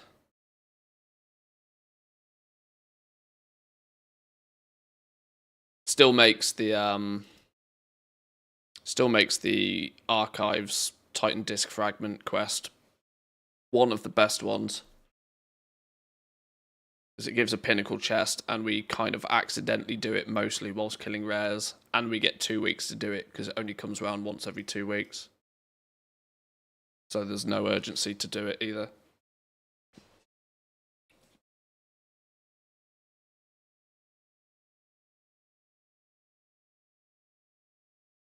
I wonder if current time walking can be done solo fast enough. If having 4 boxes every 5 dungeons would be worth. I tried the time walking yesterday. Every boss is too much of a bullet sponge to make it worth the time. Each dungeon just takes far too long now. There is the possibility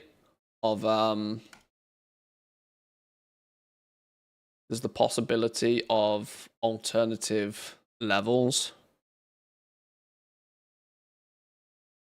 being better for twinking, but 70 wasn't particularly great.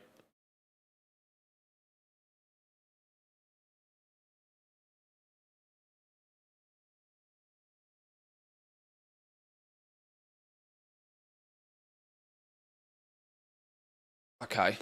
Right, well, we've scienced that. Let me finish these world quests then, and we can test out some other stuff.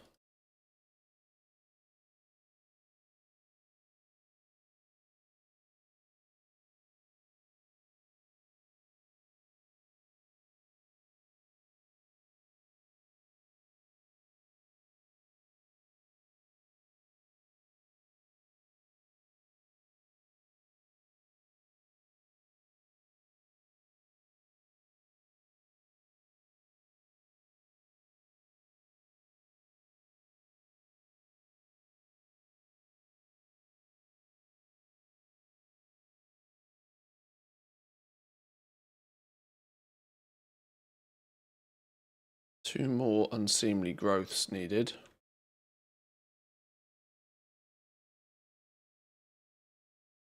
They come from these? Oh no, we're meant to be cleaning the slimes. Whoops. I keep forgetting we're cleaning slime. Oh. Well, hang on, that might be a game changer. the epic ones, the extravagant tip chests, if your realm is not shit. Oh. Why was that so pathetic compared to...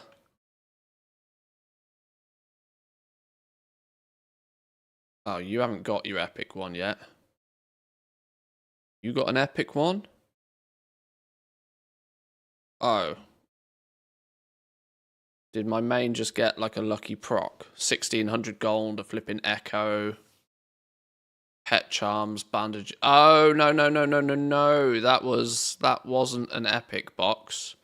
That was a Cartel of Undermine Paragon box. Oh, so it's still stinky. Alright. False alarm.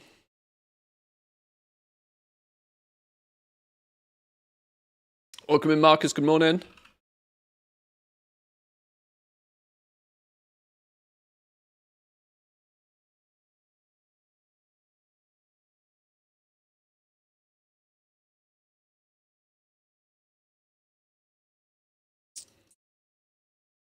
It's up here. It's one of the things we need. Unseemly growth. That's my wife's nickname for me. 10 of 10. Clean some slime.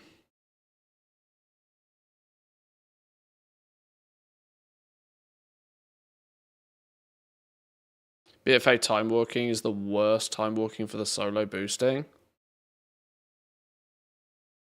Yeah, it was pretty bad. Oh, whoops. It's mop this week. We tried it yesterday and it was also not a great experience.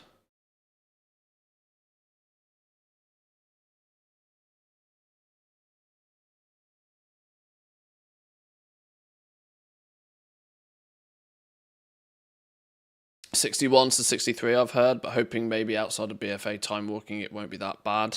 Because doing fun police stuff's kind of annoying. We see it as fun police because we were in the position to fully take advantage of going Zug Zug. There's a large, or well, I don't necessarily know if it's that large.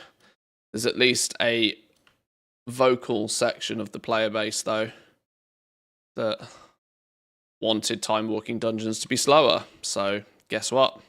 Now they are slower. And now significantly less people will do them because of it. So, tis what it is. Rip if you were still trying to collect the time walking appearances.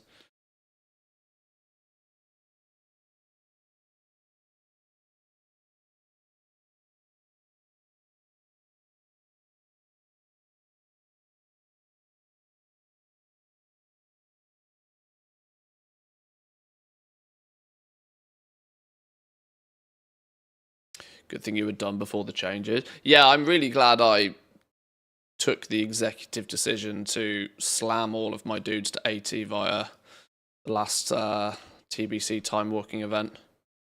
That it was clearly the time to do it. Clearly the time to do it.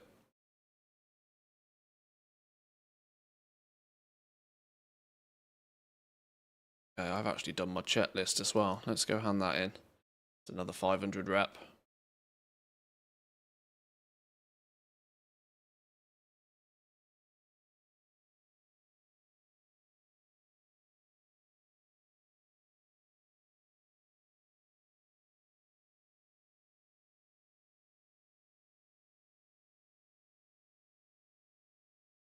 Okay, I've done my weekly stuff. Where's that put us rep-wise? 13,000 out of 21. So we need 8,000 rep. 8,000 rep to hit Exalted.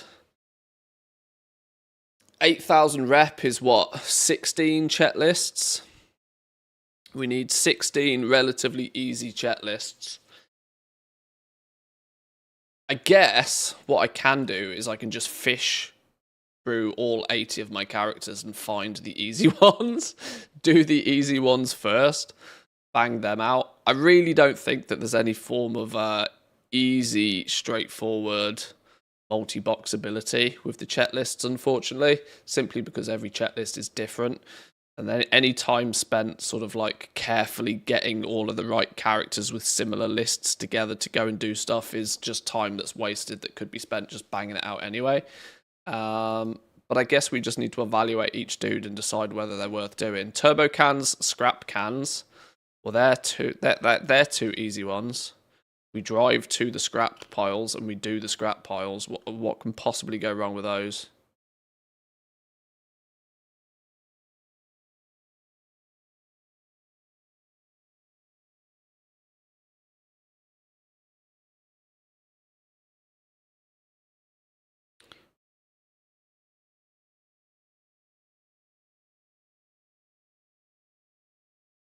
So now we just kind of fish for the alts with the good stuff.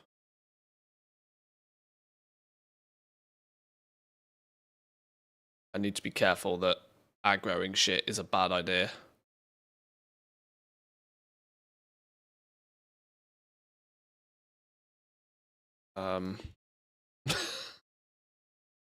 Like this.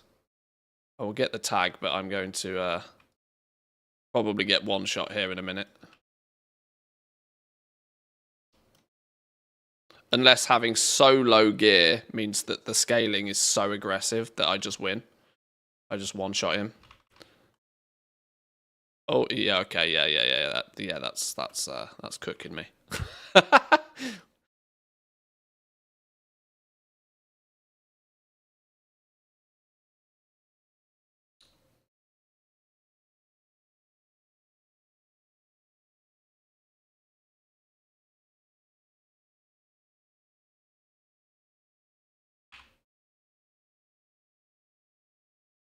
Drive around, pick up some cans off the floor. 50 cans until the next one turns up. Top corner.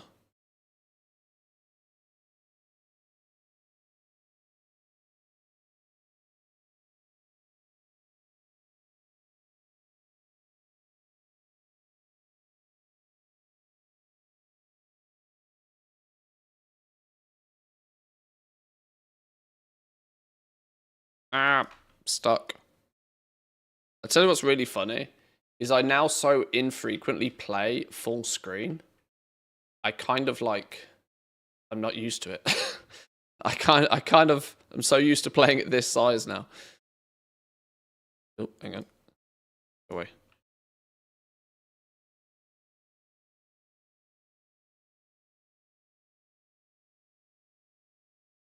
Right. Okay, I've got me turbo cans. I just need my scrap cans now. We should get this done now. Individually speaking, what would be the best method to obtain these pesky Titan discs? You can either get them by completing delves. You complete 3 delves. You can do 3 delves at tier 1. Doesn't really matter the tier of the delve. Usually, within 3 delves, you can get 100 Titan discs.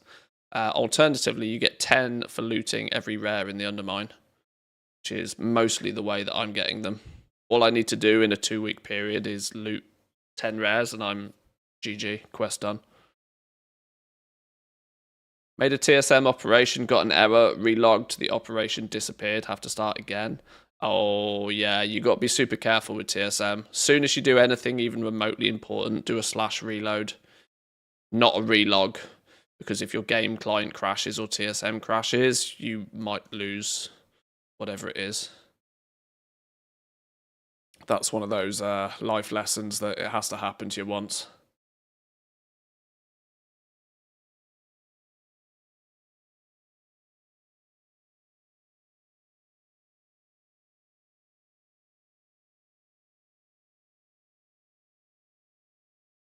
Come on. I need 100 scrap cans. Go faster. I don't want to have to do a third one. Although actually a third one would get me the quest. Maybe I do want to do a third one. Yo, vintage cola can. Maybe the bit. Okay, well, I got to do a third one anyway.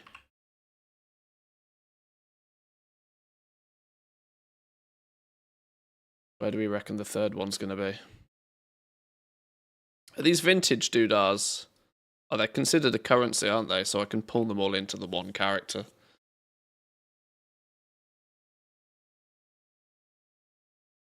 Resonance crystals carved. Okay.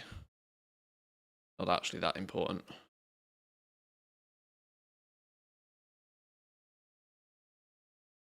This one. We should get the scrap cans pretty quick time on this, I reckon. We must have been close to 100 after doing 2.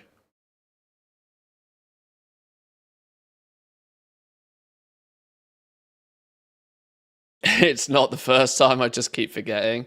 Yeah.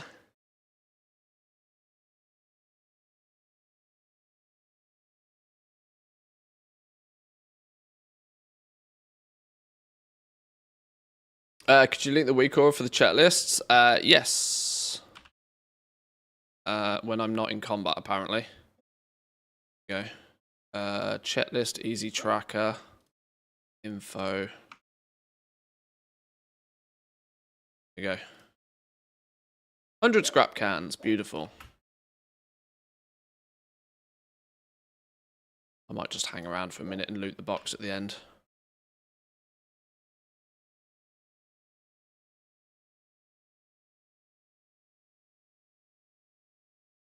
While I'm here. As they say, when in Rome, dig up some shit.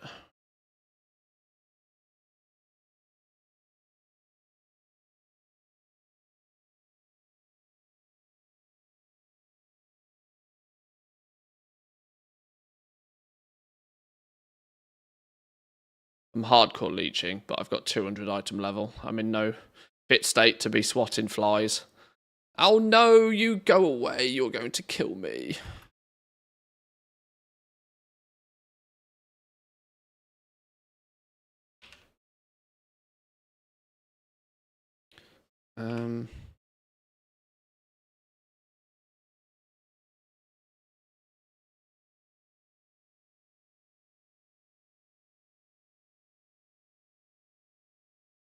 Another gunk covered thingy.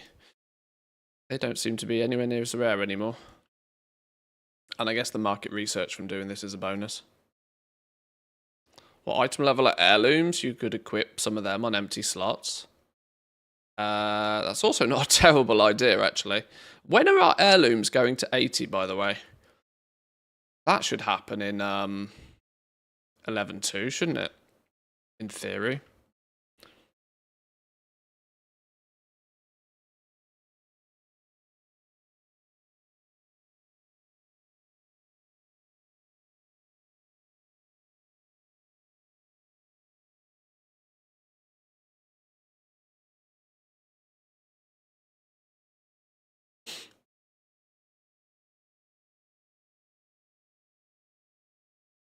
Right, this dude goes back on his spot because he's actually done.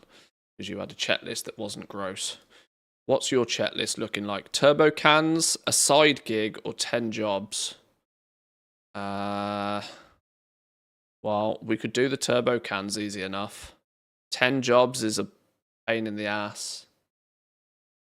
A side gig with no gear is going to be problematic. No, it's not. We do the one that where you just fly around and you don't have to kill shit. Okay, we can do you. We're easy enough.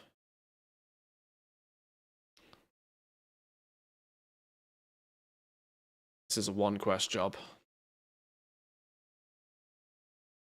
Poppy, you spotted the Doge. There's 2 of them somewhere. One's asleep in the corner over there. One's asleep at my feet.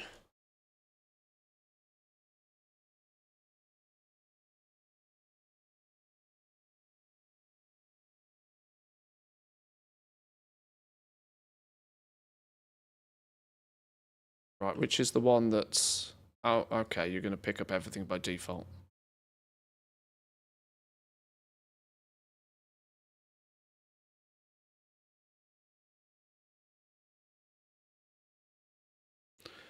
Wouldn't crafting a bunch of blues be cheap and fast enough to fill up the empty slots? It would still be slower than just buying shit off the auction house. And probably just as cheap. If I was really trying to fill the slots quickly and easily, I would do exactly that. It's not a terrible idea to do that. I just kind of don't really want to.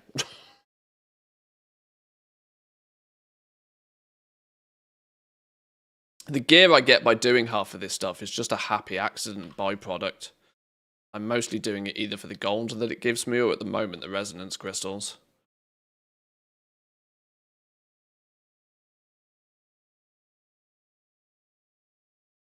Because, you know, gear is temporary, gold is permanent.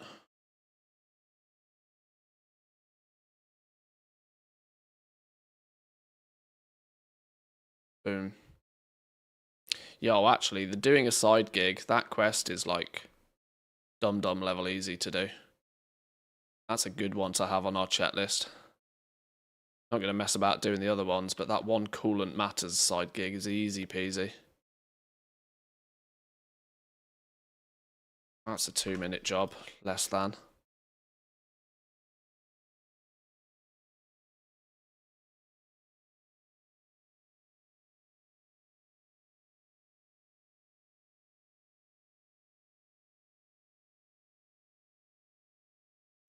Now we just need to drive around and get some cans, don't we?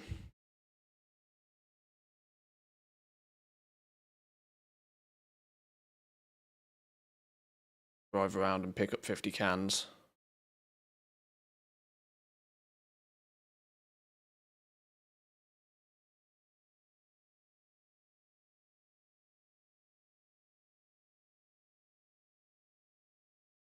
Not quite sure why these clients are running at like 40, 50 FPS.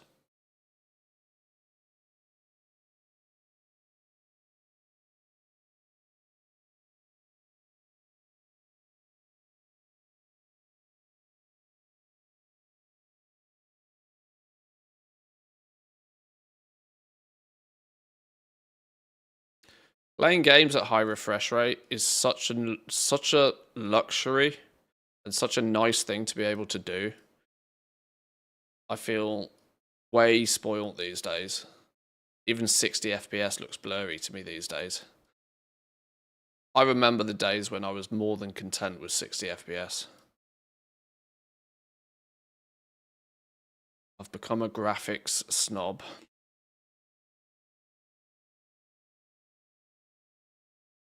$50 cans, there we go. Complete. Go turn you in.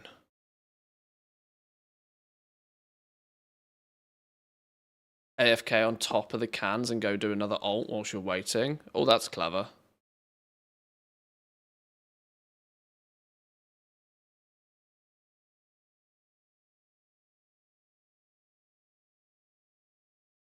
That's the kind of big brain I like.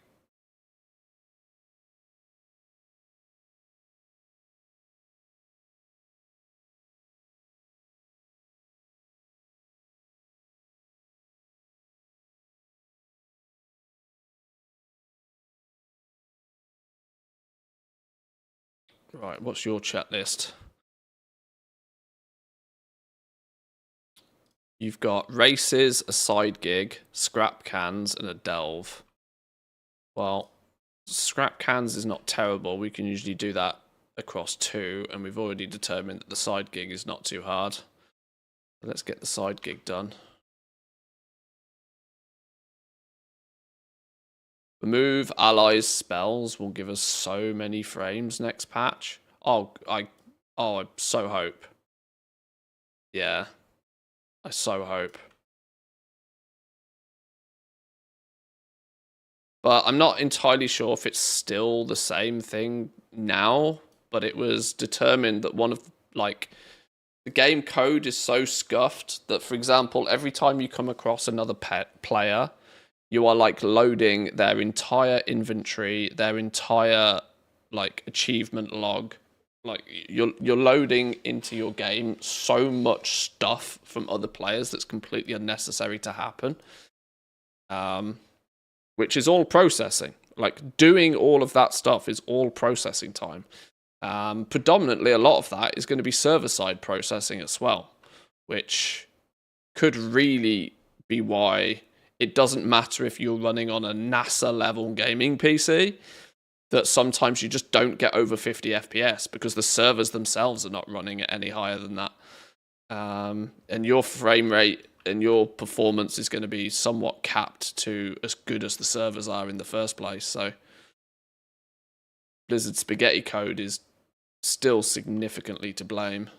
But yeah, something like, from a graphical perspective, allowing you to turn off everybody else's spells so that you only see yours will dramatically reduce processing, I would imagine.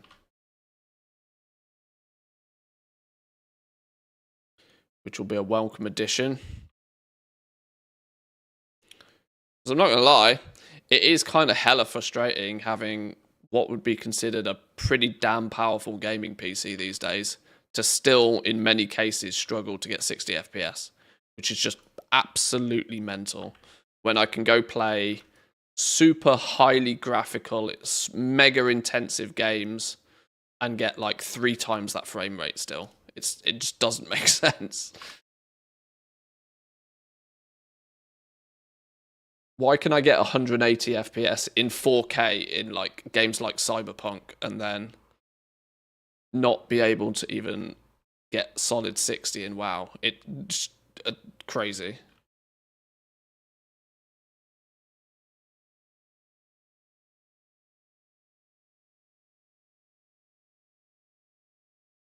Turn your silly quest off.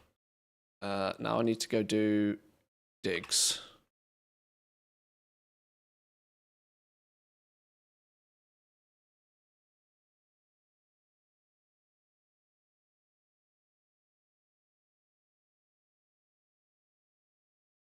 Oh, good. Still loads of time left on this one. What are we doing on the 80s? I'm on Operation Checklist right now. My part of completing 11.0 is to finish these reps off finally. Yeah, to get the sub cartel reps finished. I am well within just effort getting Bilgewater to Exalted this week, and then next week we can do Blackwater Cartel. I have enough characters to go from 0 to hero in 1 week. I just need to put the effort in to do it.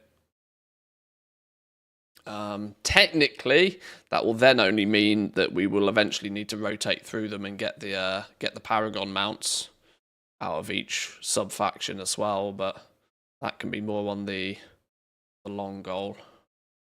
What do you get from the chat lists? Simple 500 rep. So, bit of gold, couple of resonance crystals or something, but TLDR 500 rep. So, utilizing the fact that we have nearly 100 level 80 characters now to just do some. Okay, that should be it, shouldn't it? Side with a... Oh, wait, hang on. Did I not turn the... Oh, Dum didn't turn the side gig in. What a donut. Actually, I might as well claim the box from the end of it, didn't I? Bonus market research. Every little helps. Dum didn't turn in the flipping side gig.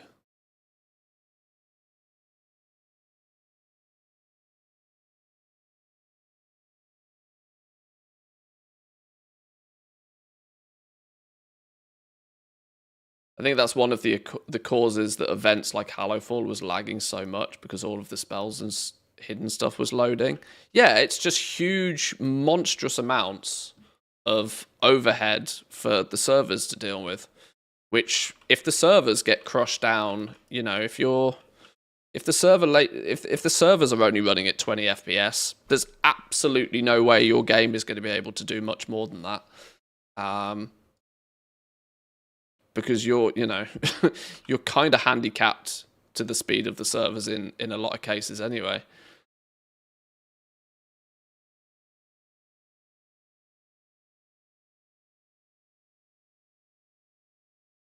I can't believe though, after all of these years and how many different like world events and stuff they've done over the last few expansions, that they've like never hyper optimized this code.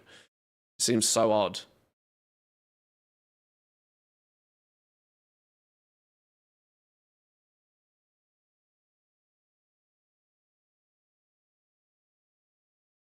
Then again, I suppose it's all development time, isn't it? It's all development time. It's all developers' effort, or devs, or well, server network engineers, or whatever. You know, it's all smart person shit that costs money, and you know, the more smart people shit you have to do, the more smart people you need to pay. Right, 2 races, a side gig, scrap cans. Okay, this is the same again, isn't it? This is scrap cans and side gigs. Oh no, wait, hang on. Is that only going to be 3? We're going to have to do 3 out of these 4. I'm not doing 10 jobs and I'm not doing 2 races. Okay, this is a just sack you off. Not happening. I'll do 2 reasonable things. I'm not pissing about doing 3 gross things. Find somebody else with a better checklist.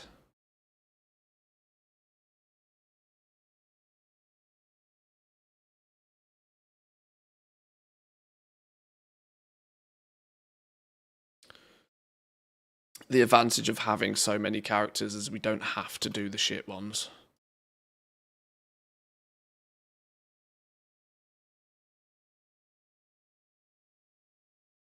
Right, I do need a quick bathroom break though. I'll be back in 2.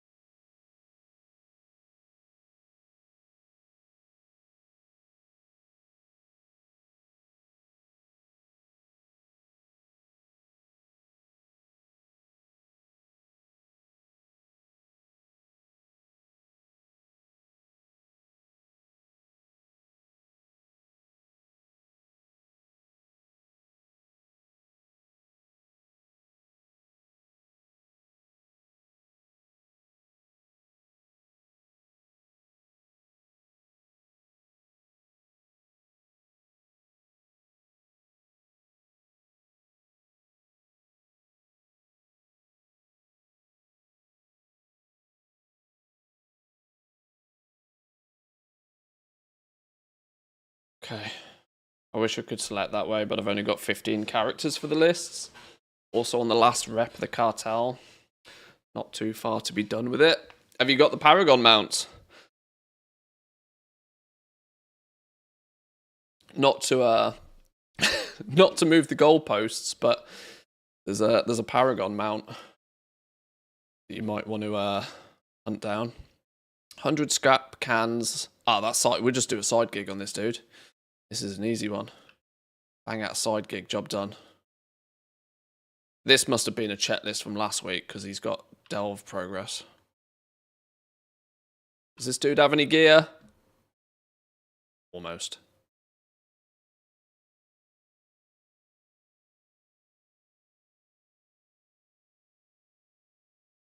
Let's make sweet, sweet profit together. All right, let's grab those. Who is this? Oh, wow, Magicus appears. Welcome in. Welcome, welcome. Everybody wave to the billionaire. I appreciate it, my friend. Thank you, thank you.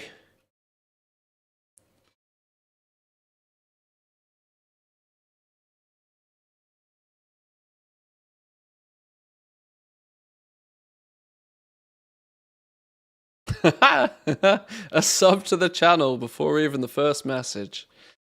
Impressive, that.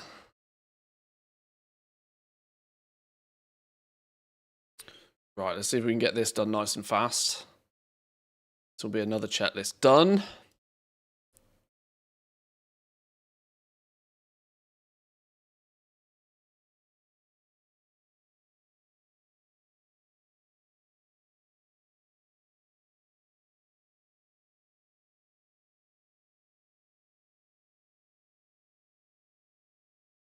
That one. Oh, I missed. Fat fingered that.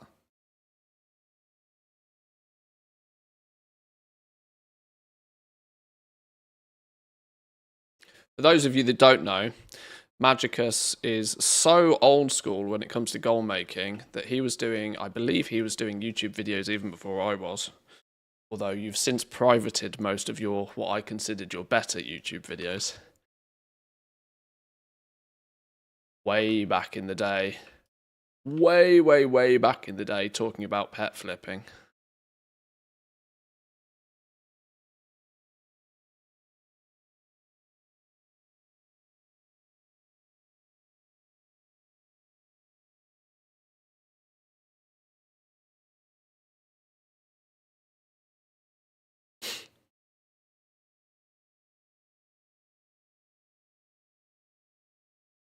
Right, that should be another list done. No. Don't forget to hand in the stupid quest again. Did that last time.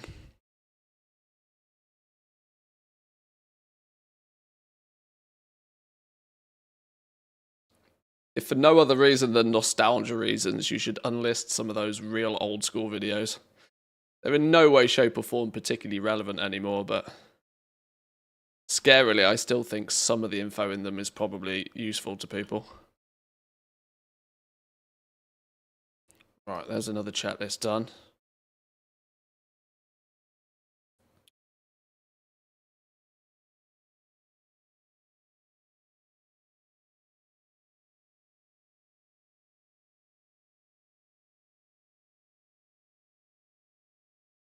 There we go. Another 500 rep done.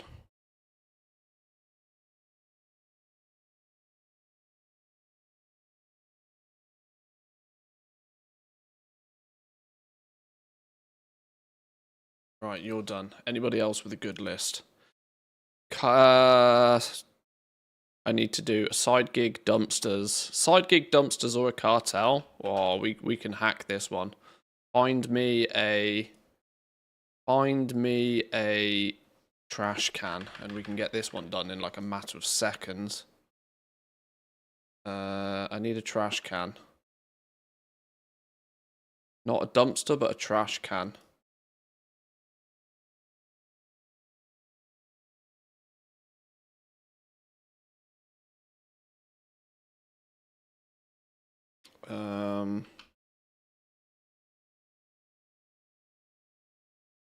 The irony being is if it takes me longer to find a trash can than it would to do the side gig. Oh, you can never find a trash can when you need one.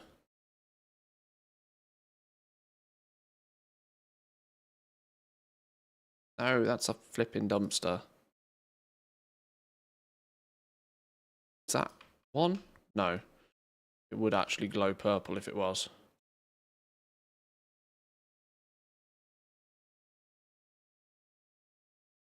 Ha!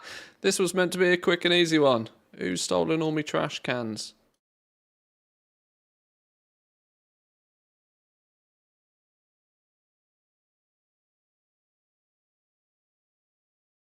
Loaded fireworks. I wonder if they share spawn locations with the other treasures, that's why. I haven't ever bothered to pick up on most of these dudes.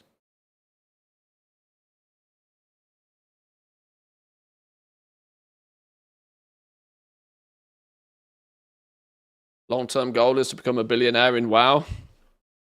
I mean, I'm sure it's up there on most people's to-do list. The maths on doing it, though, is just absolutely bonkers. When you break it down to the fact that you need to be making $1 million gold profit a day for 3 years straight, and not selling $1 million gold worth of stuff, legitimately making $1 million gold profit. So think about what you need to do to make $1 million gold profit. You probably need to be selling 2 million gold worth of stuff. And you need to keep that up every single day for 3 years straight to have $1 billion gold. That's mental sauce.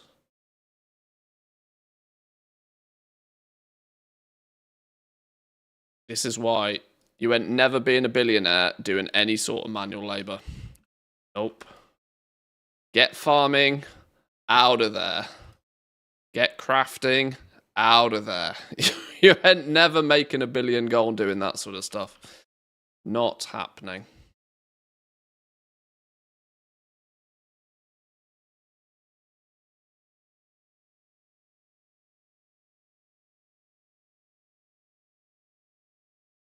But best of luck if you're trying.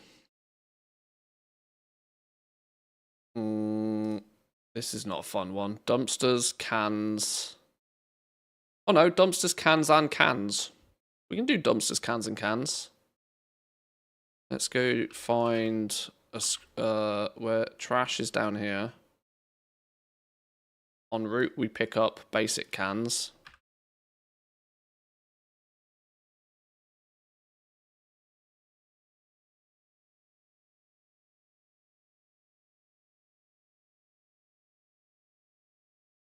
Well, there's only 16 seconds left.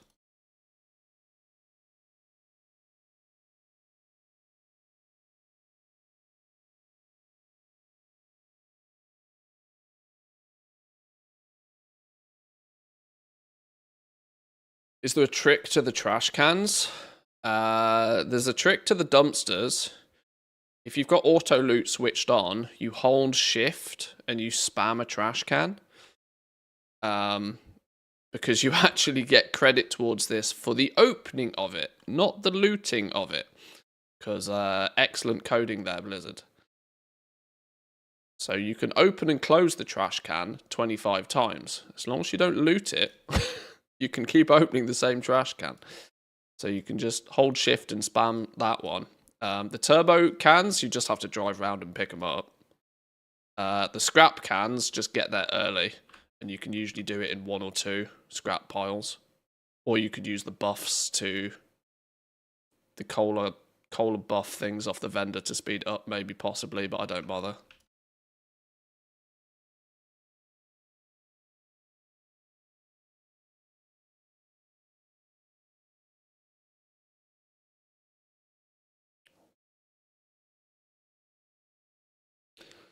Dumpsters and turbo cans is the world boss area. Oh yeah, you can do laps around there, can't you, actually? Yeah, you're right. Yeah. Yeah, by the time you've gone round, they've respawned again, so you can literally do laps around the arena.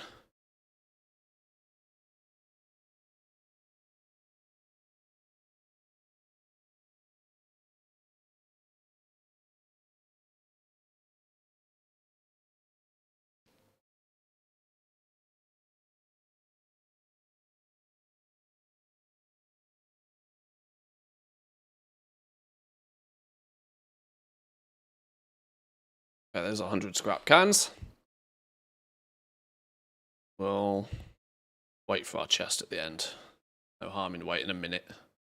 We've started.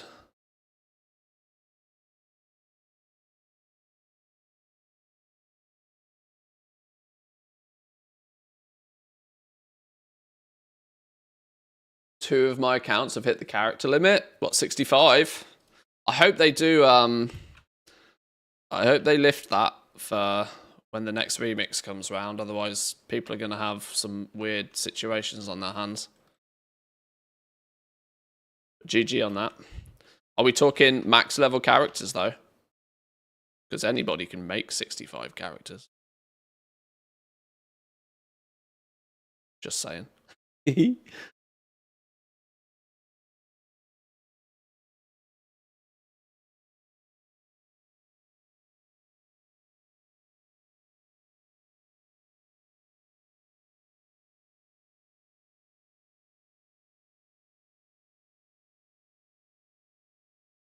Right, dumpsters, turbo cans.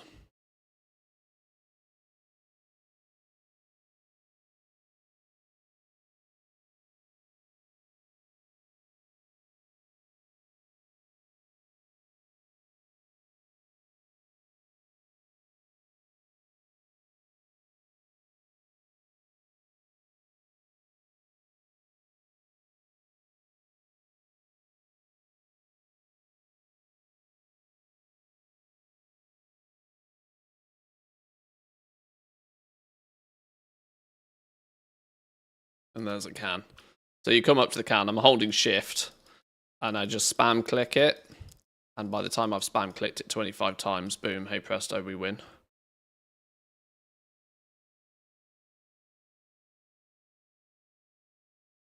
And there's our 50 turbo cans. Now I need to get out of here. Where's the get out of here section? Here's the get out of here place. We're going to turn it in. Hey, this is some efficient chatting right now.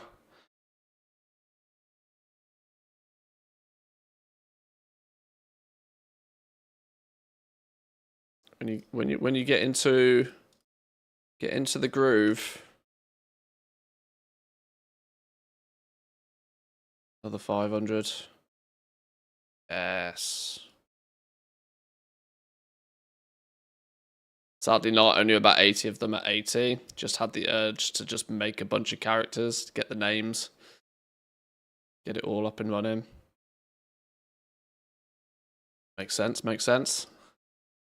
Delve, Rares, side with a cartel. Dumpsters or turbo cans. Either or.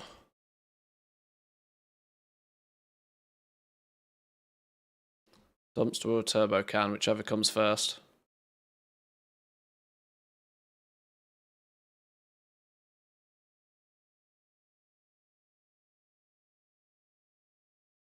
Where's the turbo? Where's the can? There it is.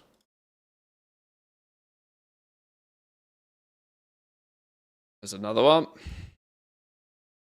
Yeah, we are flying.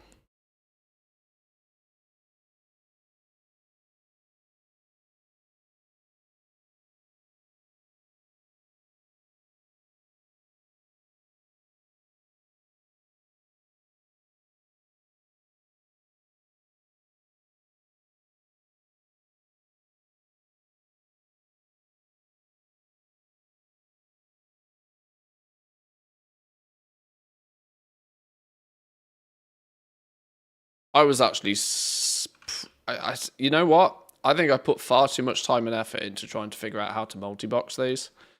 When actually, getting some of the basics, you know, if you've got one that's got rares, get 3 rares killed, and then hope that the other 2 things are just easy peasy lemon squeezies.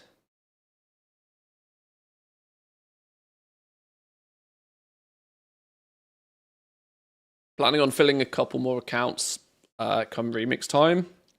Hoping they don't monkey around too much with the leveling speed, but I guess we'll have to see. Yeah, I'm in 50-50 about that. I don't know what they're going to do. I kind of think that they let Mop Remix kind of fly, but I'm not convinced they'll make the same mistake again. I kind of feel that the thought process of, you know, waiting and hoping that they make the same mistake again is cool and all, but I still took the opportunity to level everything through time walking, for example.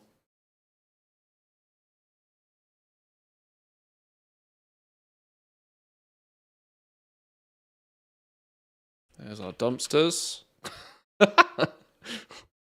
Game is so bricked sometimes. Yo, we take one of those. 603 weapon mog. Yeah, I'm not sure if they will do much monkeying about with it, but like I said, at the time, I don't think it was, they just let it slide, really. But I think the one aspect that they probably will crack down on is the level 20 trial account thing. Being able to boost 4 toons at a time. Getting 4 max level characters in the space of 60 minutes was cracked. It was absolutely ludicrous. And if I'm honest, it felt more than just a little bit broken. This was why I was really skeptical to do too much of it, because I was like, this, you know, when things are too good to be true, it was one of those, it kind of felt almost too good to be true. I was convinced in the first couple of weeks when people found it that they were just going to nuke it one day, but then they never did. So I'm like, all right, sure. But like I said, I think it might have been one of those that the solutions they came up to nuke it might not have been ones that they wanted to do, so they just let it slide. But for remix next time, they might not be so generous.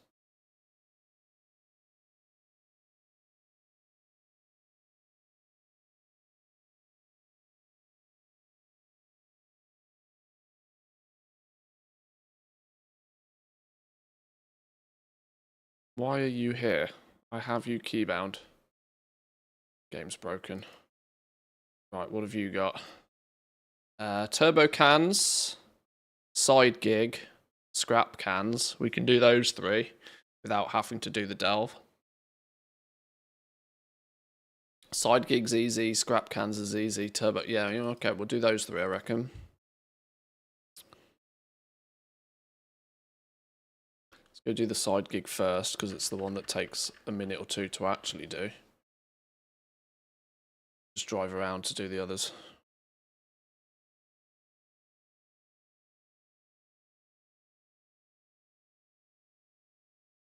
Curious what the Mythic Plus system is going to be and what the rewards for it will be.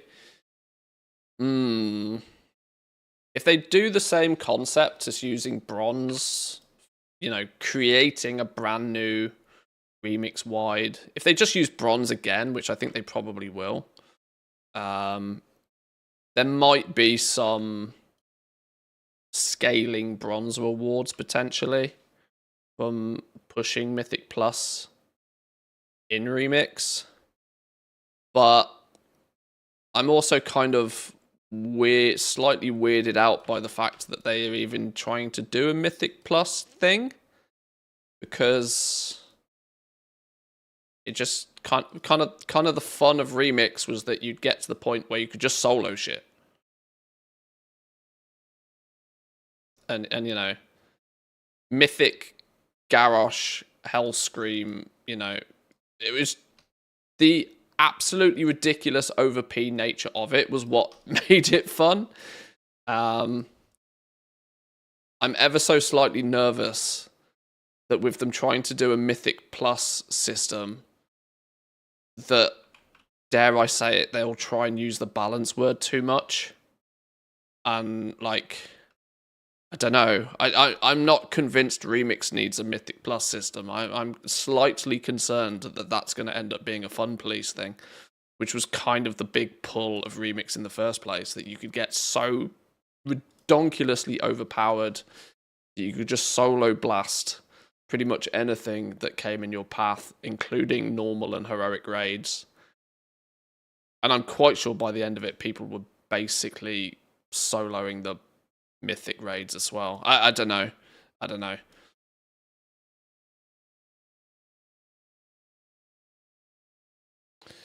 They did say the new Mythic Plus system is designed for us to break the game. Well, I really hope that is the case.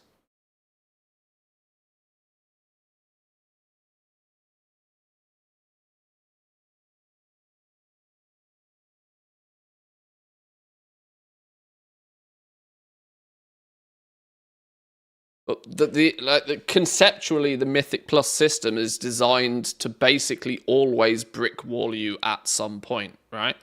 That's kind of the thing, right?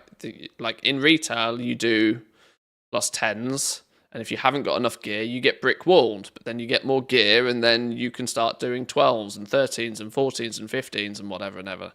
But eventually, you always then hit another brick wall. It was kind of quite cool in Remix where there was not that wall. You just kept going. You just kept going and going and going.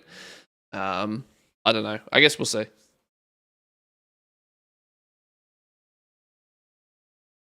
I'm probably skeptical because I don't particularly enjoy Mythic Plus in retail. And so I'm kind of maybe overly anxious that they're going to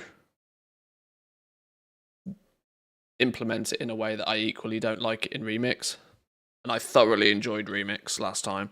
Or should I say, I thoroughly enjoyed Remix for about 4 weeks, maybe, until my main character was fully geared. And I was absolutely no way was I fully gearing up a second character with how much bronze it took to do it.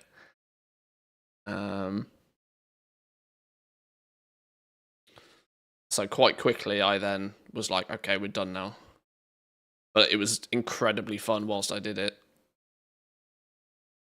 So 10 out of 10. Look forward to doing it again.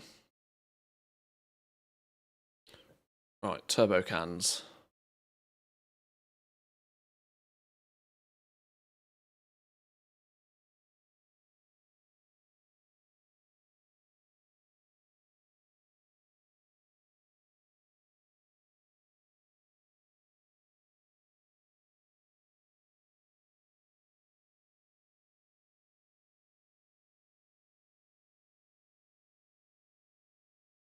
Oh, no, not that way.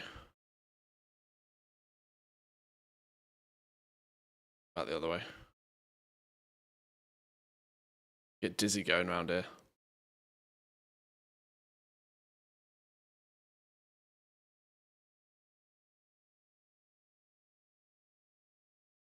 Come on, that's got to be 50 cans. Surely.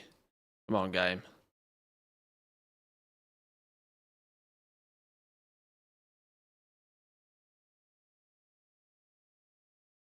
There we go.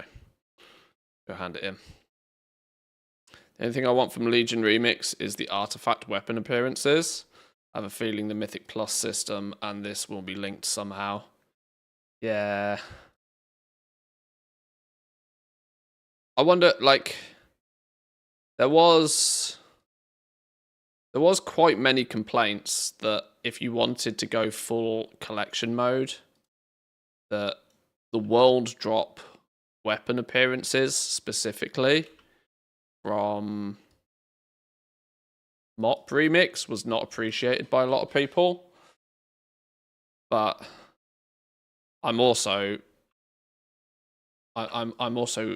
once again quite strongly of the opinion that if you absolutely must be able to 100% complete stuff, you have to put yourself in the position for something to be not very pleasant to do.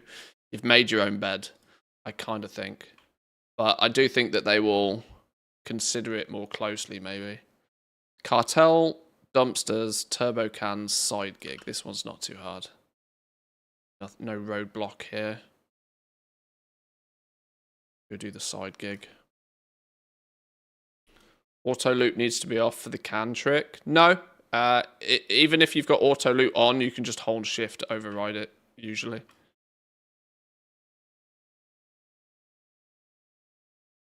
Getting all the stuff from the remix vendors was already not pleasant. I mean, bronze farming was so ridiculously easy by the end of it, though. By the time you were fully geared in remix, bronze farming was just a joke because you were getting like thousands of the stuff a day from just running the raids.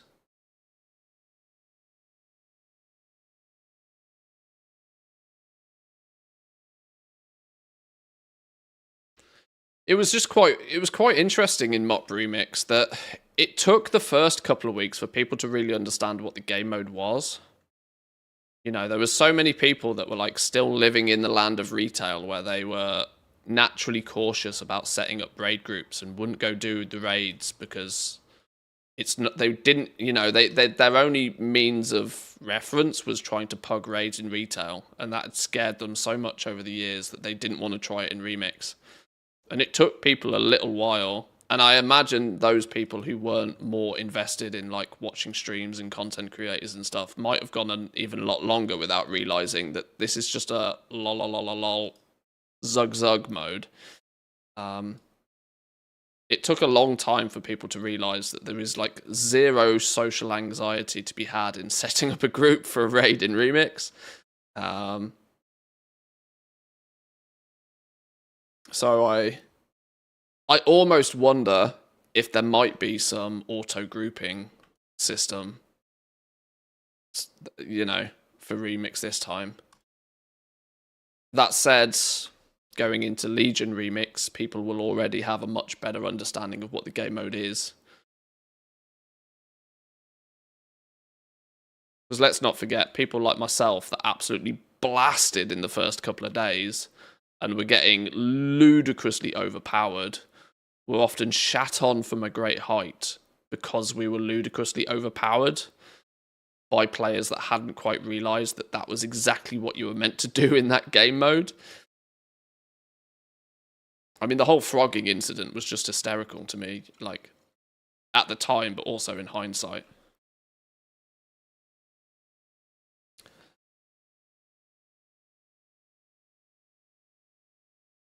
People crying that other people had he's got too many threads.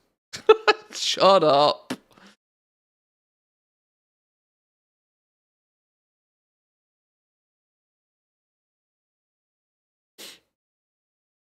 Right, what else have we got on here? Dumpsters. Usually one around here somewhere. There it is.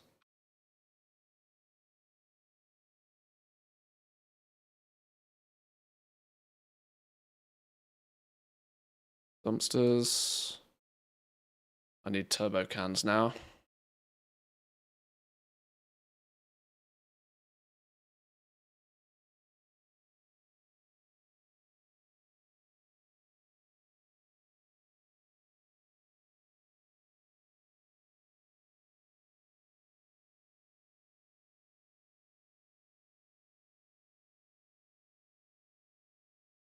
It was quite fun in Mop Remix as well for the first week or so. Trying to find the trying to find all of the thread farms that were lucrative. There was one that me and a select few other individuals were using pretty secretively for quite a while, and then it went public and people found it, but spent the first few evenings farming an awful lot of monkeys. I killed way more monkeys than I did frogs, I can tell you that much.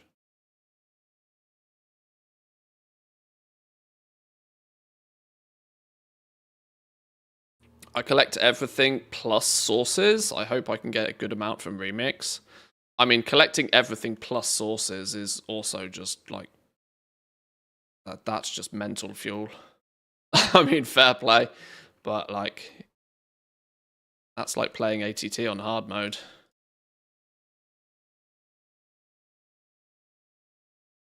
Loads of tears by basically people who didn't get it at the start. Yeah, I mean, because they saw people just they saw people one-shotting raids and thought it was because they'd hacked. They'd hacked the system, they'd exploited the system. No, given enough time, you'll be doing the same. That was the thing, that Blizzard hadn't done they hadn't done any job whatsoever of actually sort of like setting people up with an understanding of what the game mode was. So that's why the frogging thing got absolutely blown out proportion. People thought that some people had got so powerful that others were never going to catch up. Well, no, you were just going to get there anyway. It just took you a bit longer because you didn't kill frogs for an afternoon.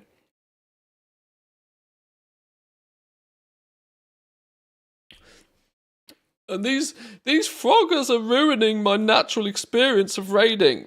No, dum-dum, the whole point was you just blast shit. Like, and you getting carried through the raids was just like, okay, here's some more bronze to catch you up even faster. The whole thing was so silly.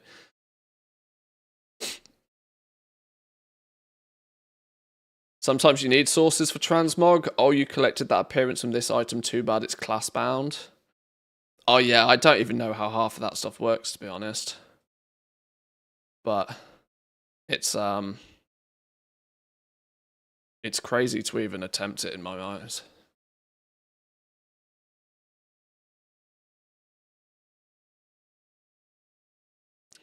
One guy that capped the stats on his cloak just because of the frog farm.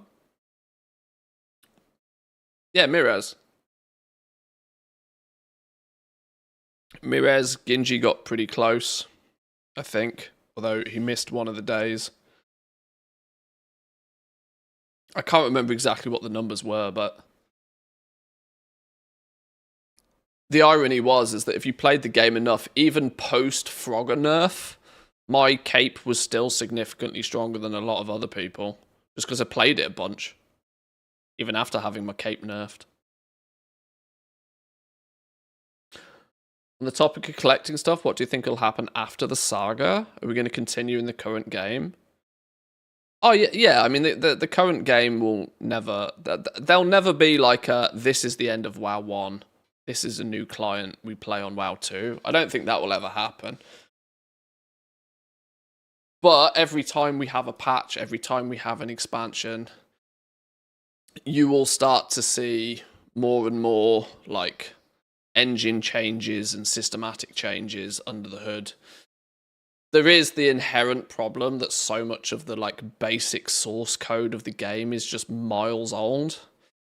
I mean, who knows? They could be completely redesigning the client from the ground up behind the scenes, and that they'll just sort of roll from one engine to a new engine completely between expansions or something. But as far as collections and stuff, like they're never gonna like put a reset button on that. I don't think it's not in their interest to.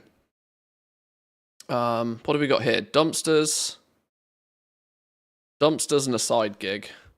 Dumpsters and a side gig we can do easy peasy. Go do the side gig. Try and find a dumpster en route.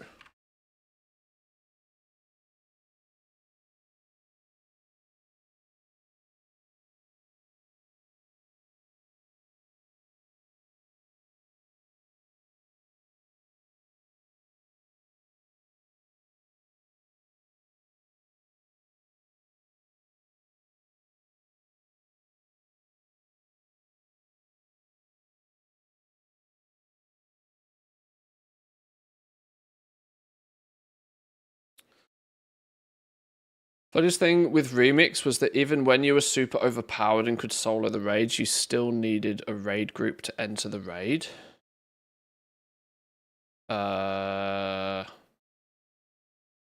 Did you? I'm not sure you did. I was soloing raids like in the first few days, and I don't remember needing raid group. Couldn't you just right click on your profile and set as raid? Something. I don't know, I can't remember. Shift and loot isn't working for me. It despawns after one click. I think an add-on may be interfering. Oh yeah, if you use any sort of fast loot add-on, that might get in the way.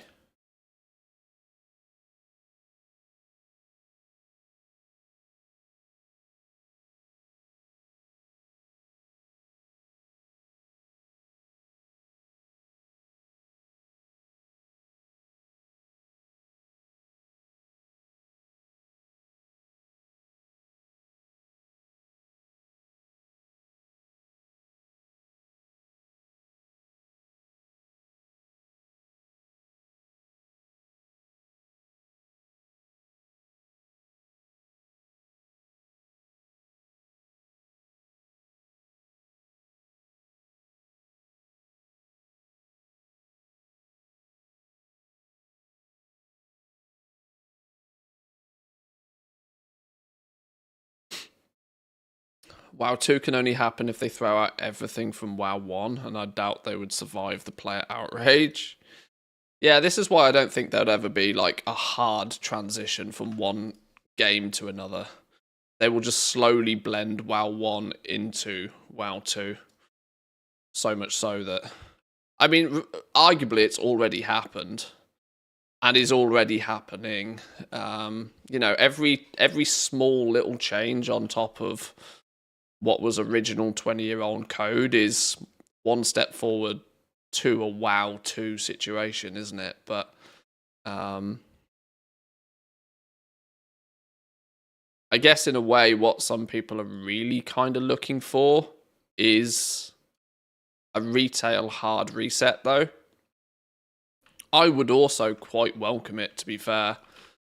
A retail style game where leveling matters again. You know, that there's something to be said about the early expansion.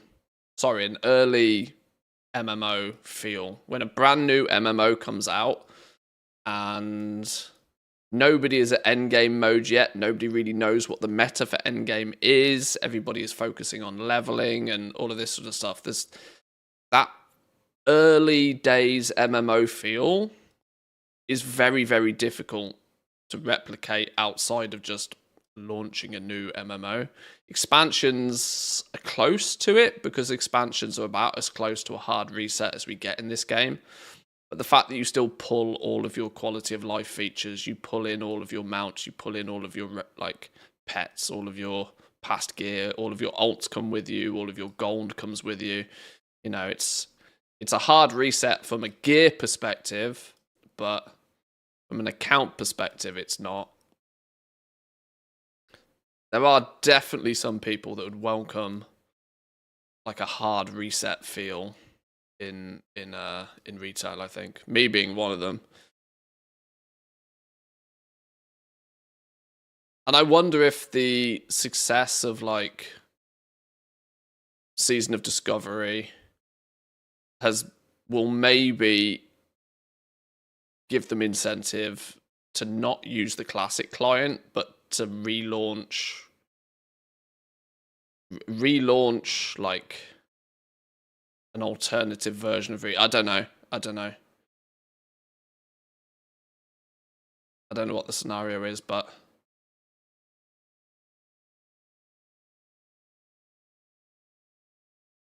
why can I not is that a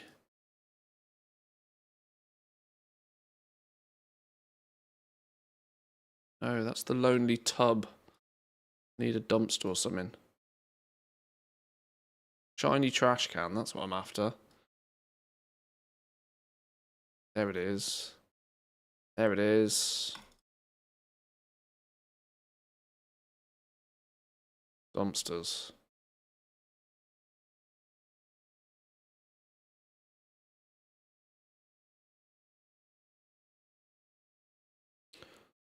By the way, new MMO, did you hear that the Riot MMO is hopefully going to be released before 2030? I'm going to be almost 40 when they release that game.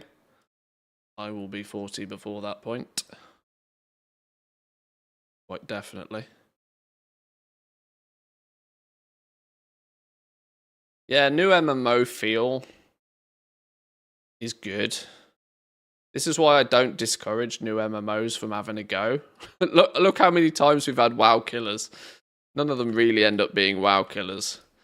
But, you know, at least if the first 100 hours is fun enough, then it's not too bad.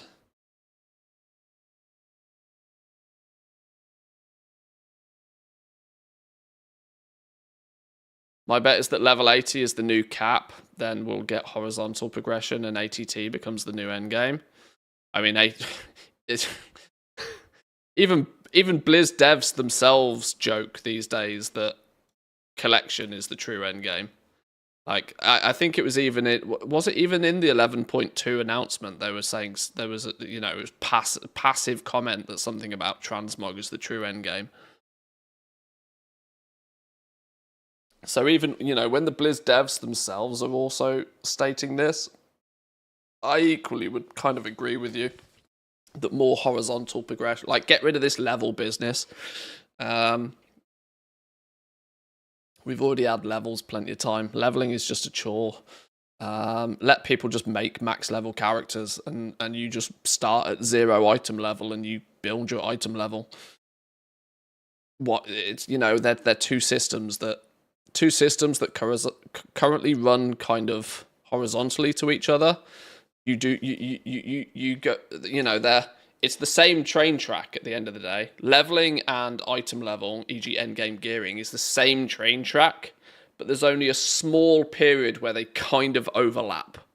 That 10 level difference that we have now. So you're all about level, all about level, all about level, all about level. You get near to max level, then you start sort of seeing your gear increase and step up. Then you hit max level and the leveling track completely stops, and then you continue with the gearing track. Like, it's basically the same thing. So just smush it, give us just one track to be on, And then you can reset people's item level, or not. You can do an item level squish at the end of every expansion or something, or every other expansion or whatever. It's, you know, leveling and levels and item level is fundamentally the same thing.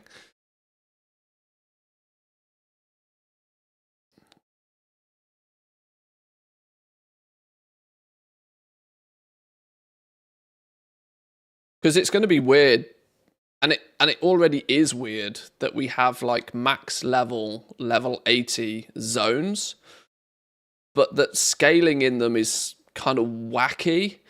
Because even the Undermine, for example, the Undermine has to work for players that are item level 500, 530. If you freshly ding level 80, the zone has to kind of work for you. But the zone then also has to not be a completely lol joke for somebody that's like nearly 700 item levels. And next patch, it's going to be even weirder that the new zone in 11.2 is going to have to work for people who are item level 550 and 800. There's going to be like a 300 item level delta between players who are technically the same level. It's a level 80 zone, but there's 300 item levels worth of difference there.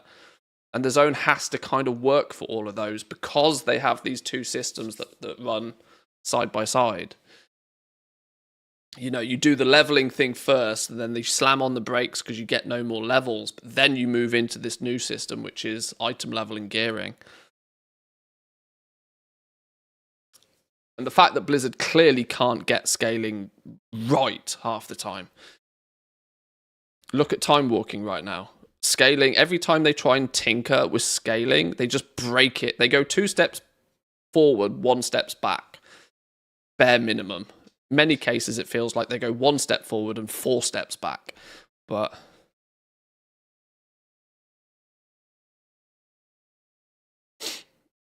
it's definitely a consideration to merge leveling and gearing into just one path. Half the time, question mark, yeah.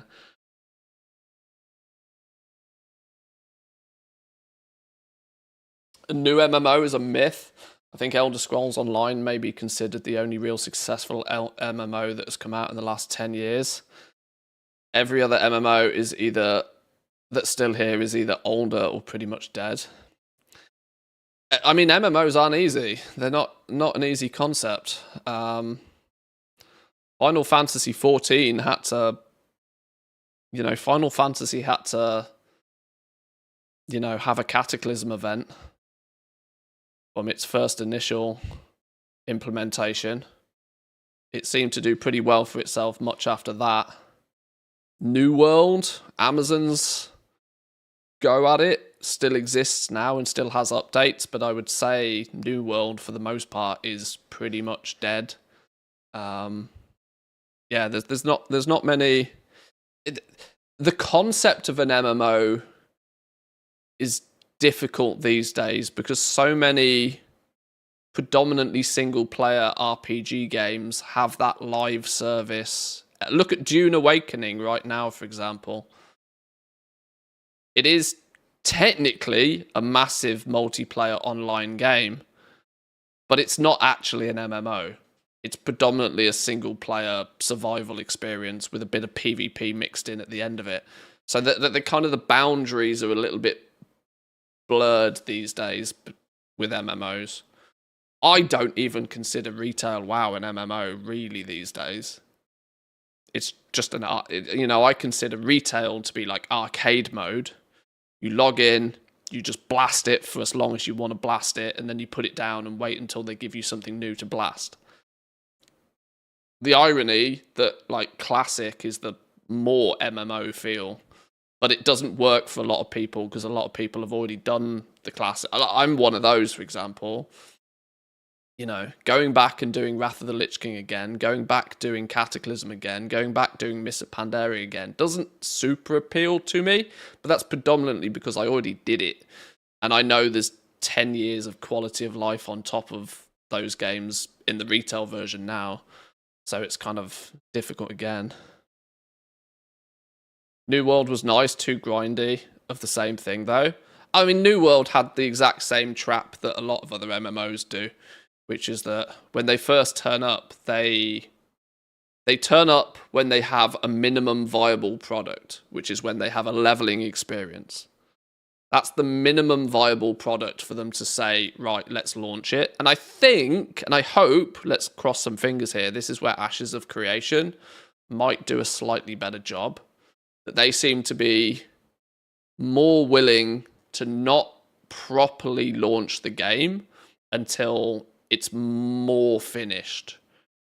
Hopefully. I never actually bothered to jump in and play Ashes of Creation. I didn't really want to pay $100 for a beta, but I'm sure closer to its actual launch, we'll get more excited by it. New World was just a tree chopping simulator, and then Endgame was just smash your face on a keyboard. Endgame in New World, I remember, was just annoyingly go into an elite area, stealth in, hope you can loot a chest, and stealth out before the mobs kill you, and continue to do that until you had high enough gear score. But I'm very heavily generalizing there because I only played New World on launch, but I'm sure they've fixed a lot of stuff now. But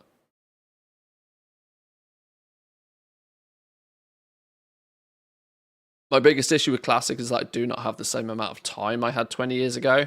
Classic does require time and constant dedication.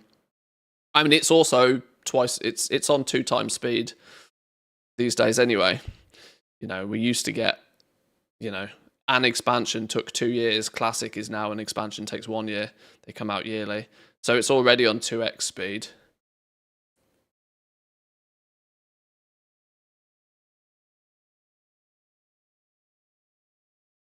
New World taught me not to buy new games just because everybody else is playing it. I can wait a few months and see if it survives the first 6 months. Yeah, I've never totally been too much of a, new game Andy. I will dip in and out on a couple of them occasionally. But I also do it in a very different way. If I wasn't streaming, I think I would actually be a lot more flavor of the month gamer. I think actually streaming keeps me glued to WoW a lot more than if I didn't stream. I mean, that's not it. That's not even hypothetical. That's a fact. Because before I was streaming and video, content creator full time, I played a lot more variety. WoW was still my main game, but now I have to make a real conscious, dare I say, almost business decision to go play another game.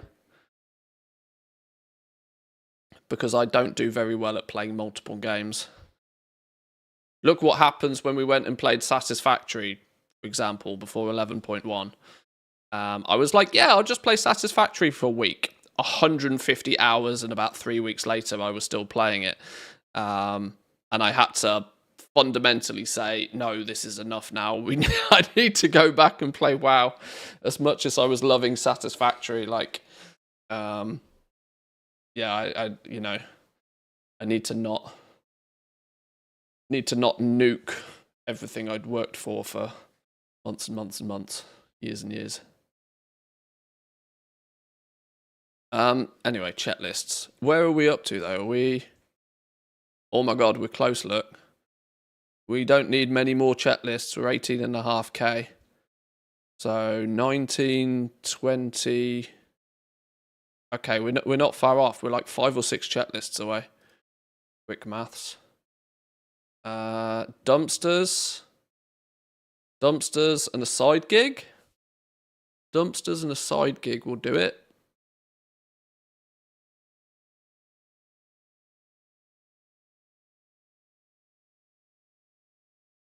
$100 scrap cans is another alternative to the side gig,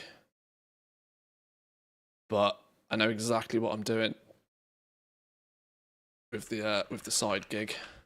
It's just a case of do it. Never have time for other games.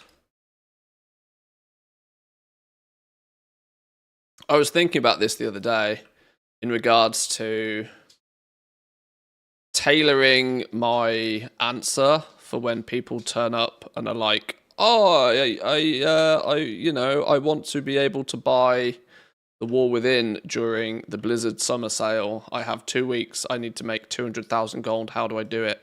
You know, the standard kind of like, I'm new to gold making. How do I start? Like,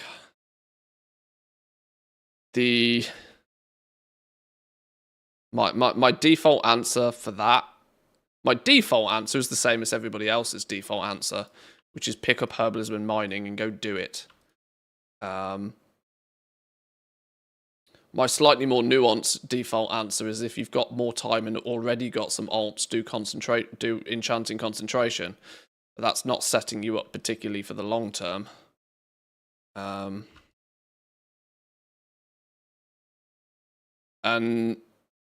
more than anything else, it used to be very, very frowned upon in the WoW gold making community.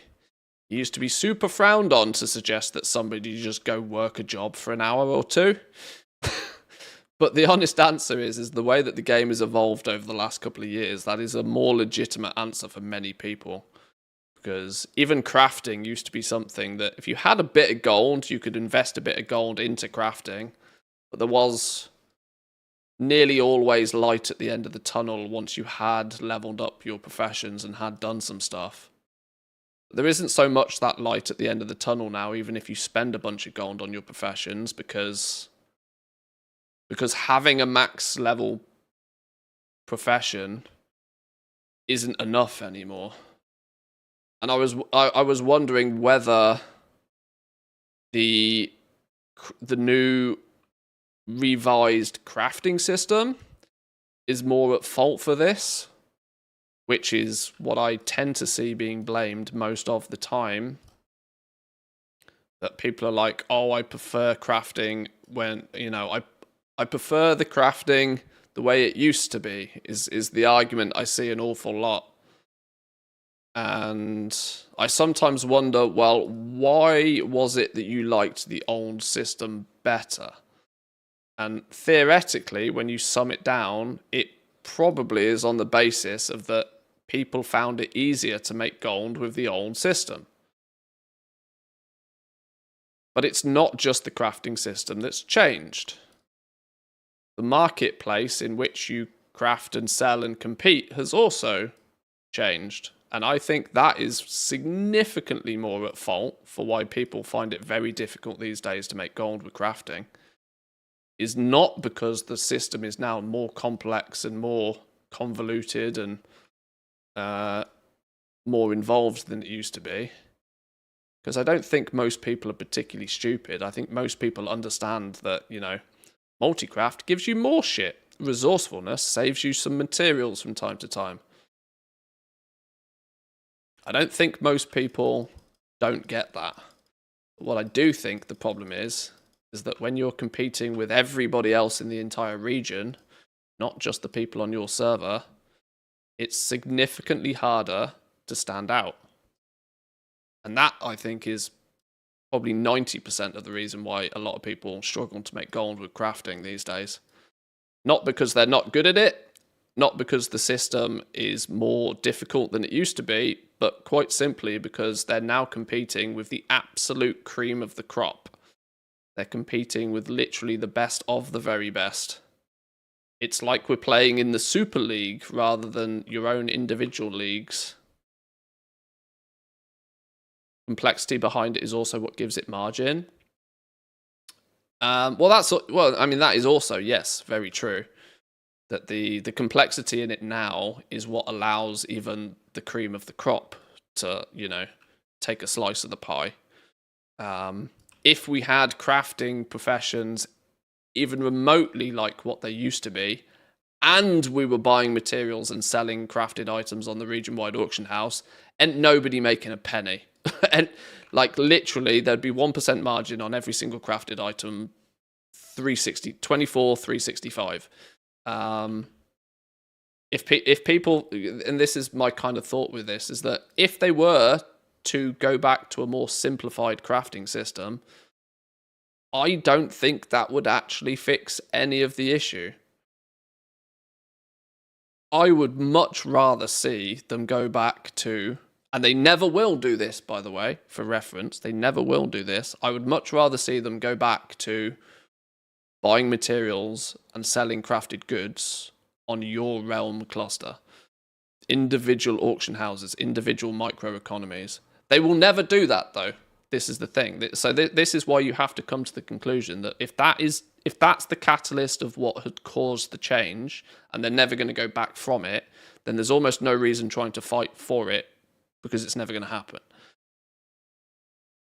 So my outlook on this right now, as you may have noticed over the past months, over the past expansion or so, is I still enjoy playing with professions at the beginning of the expansion, when everything's brand new and everything's fresh. But soonest normalization kicks in, I move on to something else. 11.1, we moved into aggressively farming hyper value items. We've also moved into a full cross-realm arbitrage setup, and who knows what 11.2 will bring. But I have very, very little interest in crafting these days.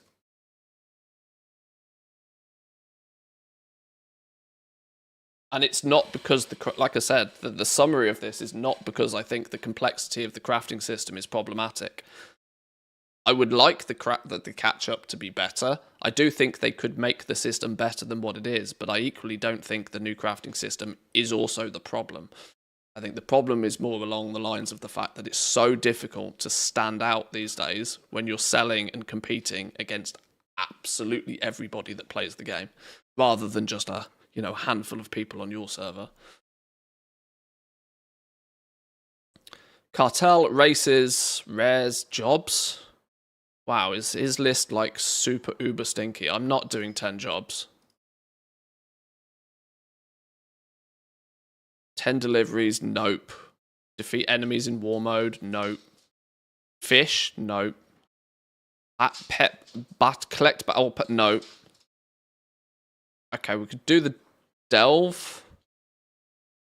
Or we could do, we'd have to do 2 races.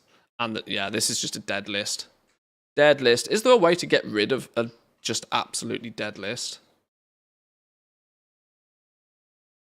Because this is, I'm never going to do this. And I guess on this tune, I just won't. That's the equivalent of basically claiming that I've done it this week, isn't it?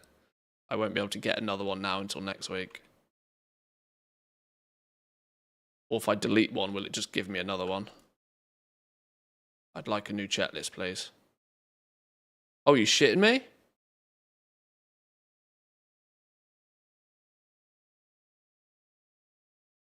Well, that's a game changer.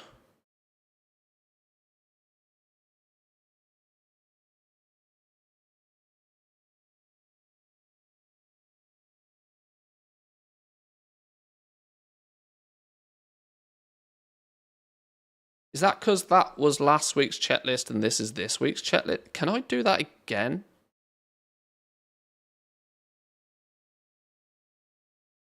Don't like that one. Give me a new one. Ah, okay. Okay. So that was probably because the checklist I had originally was last week's one. I could delete last week's one in favor of getting this week's one. Now I've deleted this week's one. I can't get another one until next week. Okay, right. I was, for a minute there, I was wondering whether it's possible to shuffle to get the same lists on all 4 dudes in the team, but clearly not. Goblin brain kicked in then. Okay, what's this dude's list? Dumpsters are easy peasy. Side gig is easy peasy. Already done the rares. Already done the side. So dumpsters and a side gig. Dumpsters and a side gig. We're nearly there. Oh, there's a trash can. Click that a few times. Bingo. Yo. Something to sell.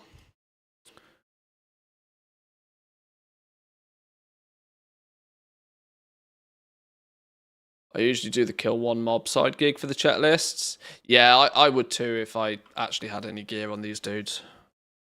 I'll just do the fly around and splurge on some pipes. Does Bran get stronger at 80? I'm currently 78. No, Bran never gets stronger ever. He starts off being useless and he's always continues to be useless. Leveling Bran is a meme. Sorry to disappoint.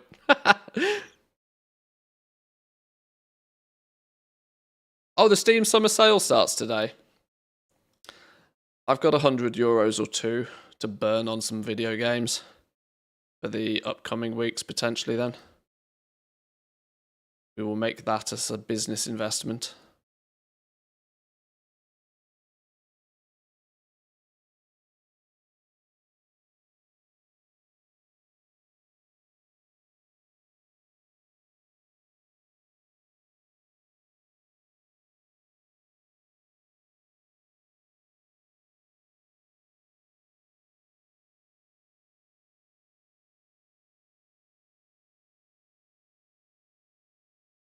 Is healing pots are nice though? Oh yeah, I mean I play BM Hunter when I do my delves, so my pet's tank and delve. Bran throws out a few healing pots, but other than that, he's mostly useless to me. I certainly don't rely on him for doing anything. And I never at one point from leveling Bran from... I went into Season 2 with Bran at like level 25 or something. I'd basically not done many delves in Season 1 at all. Certainly not enough to get him to 60.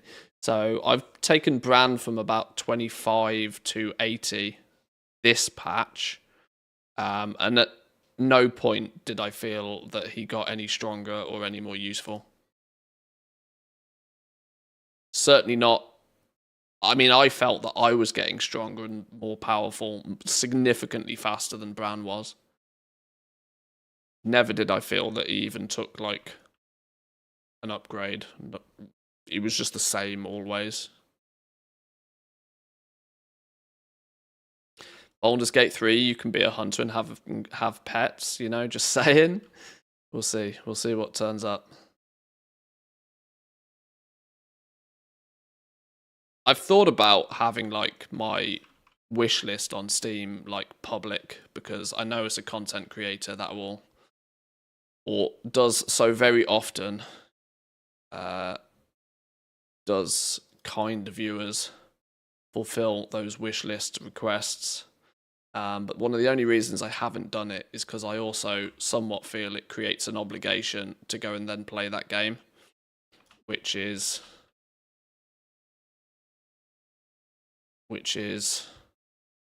something I wouldn't really want to promote.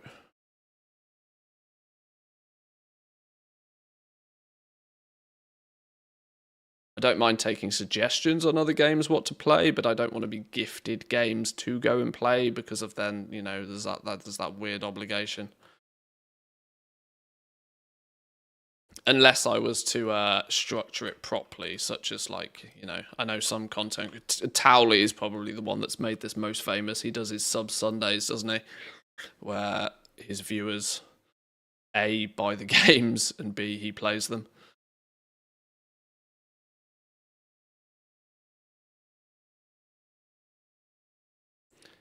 Who is that Bran? Is it the guy that follows around, collects ore and herbs and fishes occasionally? Yeah, he's also the guy that randomly aggroes shit when you don't want him to. He's that dude, yeah. Right, we can't be far away from this now. 1, 2, 3 more. 3 more chat lists and we'll get to Exalted. Now, obviously, that's not 3 more chat lists ever. That's 3 more chat lists just for this first milestone. But dumpsters, turbo cans, we can absolutely do that. Let's head to the world boss area.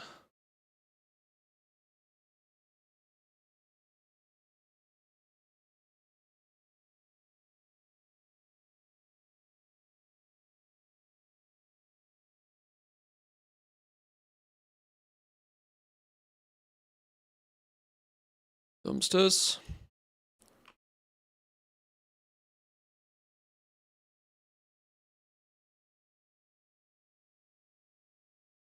There was an overflowing dumpster there as well. Where'd it go?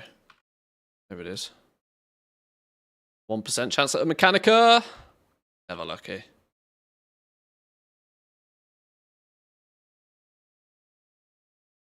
I also found out with Baldur's Gate 3 that there are mods for it now where you can let chat tap in and predominantly play the game for you, which I thought could be quite a fun little experiment. The thing that often scares me, not scares me, that's the wrong word to use, puts me off playing like more single player role play kind of games on stream is the fact that I would struggle to make them interactive and enjoyable, especially if it's a game that's like not the hot game of the minute. Like I'd go play Dune right now, and Dune's very single player-ish PvE, but it's, you know, flavor of the month, which means it would still intrigue people.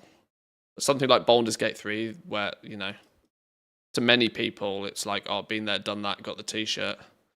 I wouldn't necessarily know how to go about making that as interactive and as interesting, but if there's some mods that lets you guys like make some of the decisions and impact how boss fights play out and stuff, that could be quite fun to play with.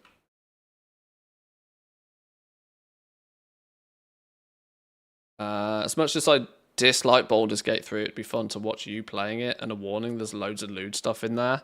Oh, I mean, there's no kids knocking about in this stream, is there? I can always slam on the +18 filter. No objections to that.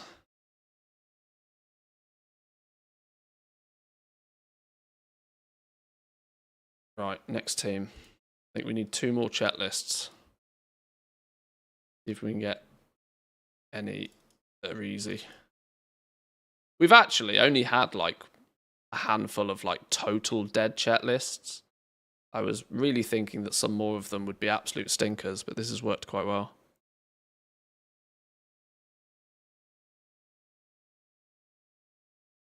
Next month he'll be playing Mass Effect.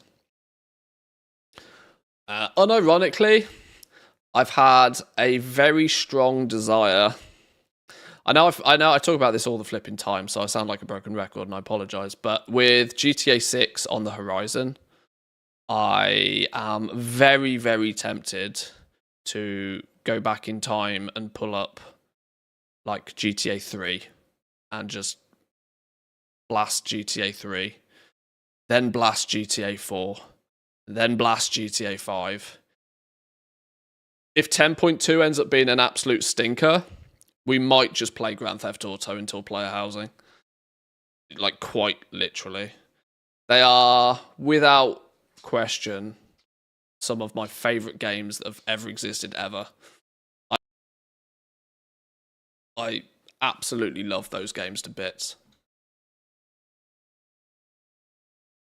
But I refer back to my previous statement. The only issue with doing this is I don't know how I make it fun and interactive and entertaining for you guys.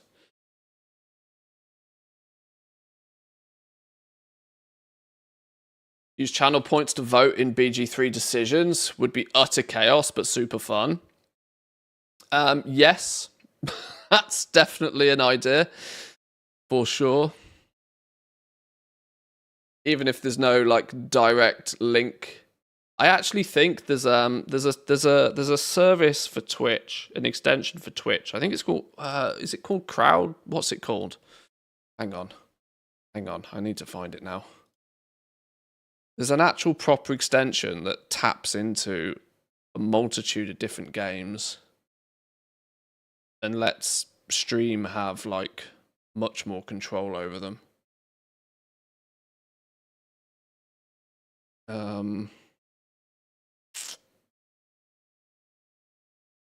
What is it called? So many random bullshit extensions for Twitch.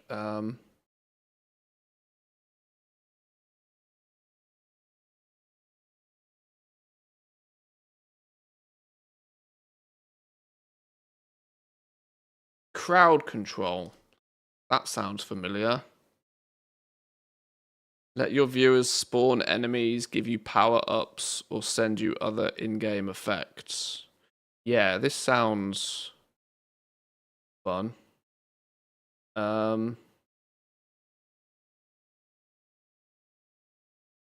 Crowd control is the ultimate interactive gaming experience for your streams. Lets your viewers take control of your games. Whether it's sending you rupees whilst playing Zelda, inverting your controller whilst playing Minecraft, or anything in between. 100+ games are supported. Viewers can exchange bits or channel points for crowd control coins, which then are used to activate in-game effects.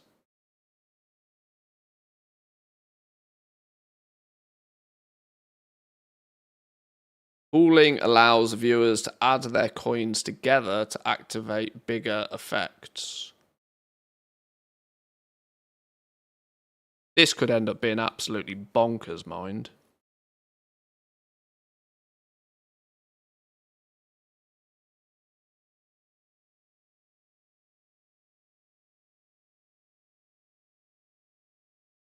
What are the games?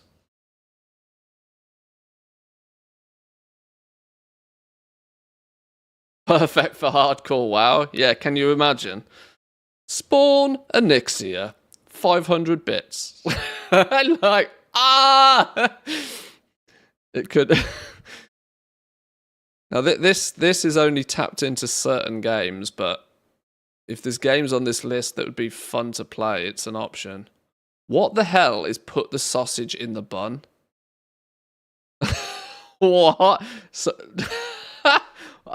what is this game?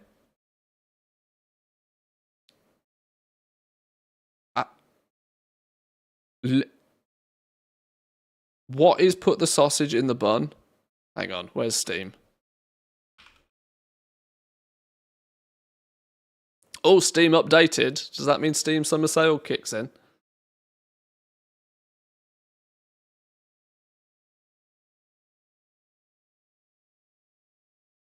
Palworld, Tides of Terraria. What the Christ? There's a Terraria dungeon? Featuring enemies from Terraria have been added. Collect materials in the dungeon to create equipment from the world of Terraria. You can fight the Queen Bee in Palworld? Okay. Squirrel. Massive squirrel. Is This doesn't look very summer saily yet, does it? Doesn't look very summer saily yet. What was it? Put the sausage in the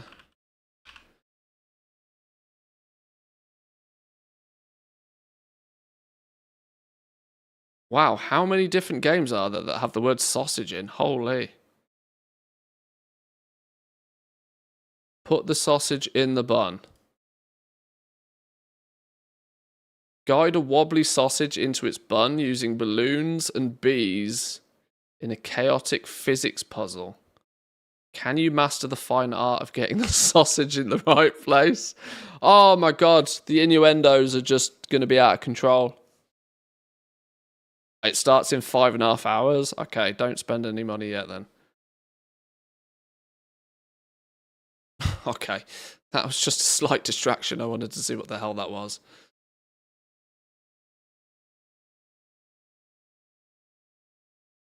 Yeah, the innuendos are going to be off the charts if we play something like that. That's the kind of game. Oh, you know what? You know what? That's the kind of game I need to play with Bear. Me and Bear are trying to plan a collab stream at some point. We haven't quite decided whether we're going to... I'll just like make an appearance on her stream or vice versa. Or whether we'll both stream and play a silly game together or something. But that's a candidate for sure. Anyway, try and keep on some form of track. What else we got in here? Oh shit, Baldur's Gate is one of the games that is crowd control supported. So how does this then work?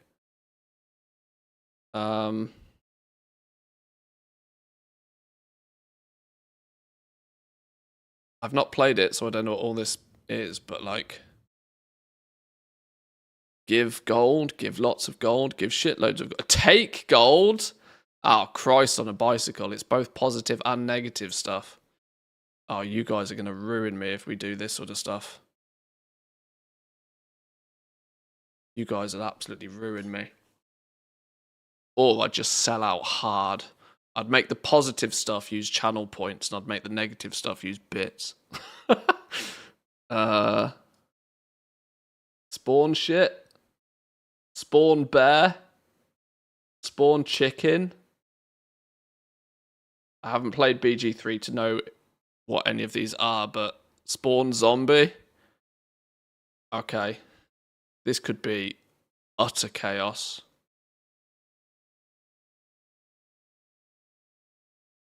There's a game that's made specifically for 2 players. It Takes Two or something like that. It's relatively long, but nobody's forcing you to finish it. Yeah, I thought about games like that. What's the... there's that silly little game, isn't there, where you're holding a pane of glass and you have to, like, navigate through. Or there's ones where you're, like, both attached to a rope. That might be the It Takes Two one. Yeah, the Sun's... Spawn Beholder, oh lordy. It Takes Two was awesome. Yeah, we're going to try and figure out something like that. It'll be probably, for me, it'll be more of a bonus stream. It will just be if the day ends in Y for bear. But I think you mean Unraveled. Maybe. I know there's a bunch of those co-op styly games.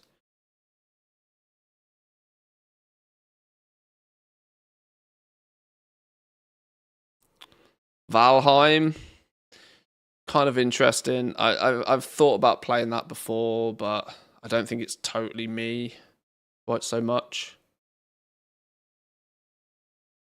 Unreal Tournament 2004? The Christ. All players drop current weapons. Big head mode. Back in the days where cheats in games were actually a thing. Oh, there's Woo's favourite game, RimWorld.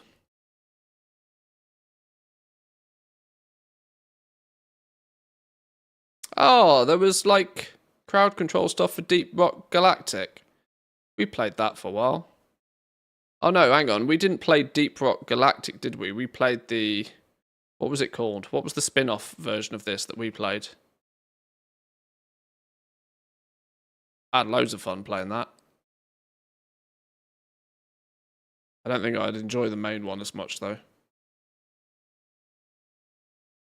A difficult game about climbing. I cannot even begin to think how many keyboards I'd go through playing something like that, though. Sonic 2 Robo Blast.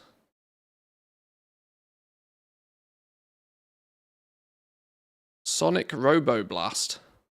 Is that on Steam?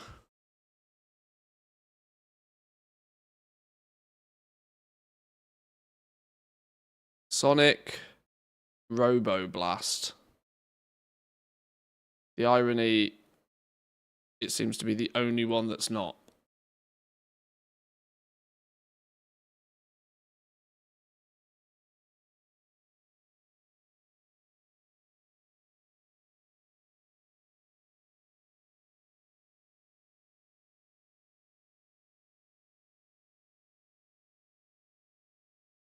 How many Sonic games are there, man? Jesus. No, there is no Sonic Robo Blast. Typical. Never mind a Robo Blast 2. Sonic Spinball, Sonic Superstars? Is this multiplayer online?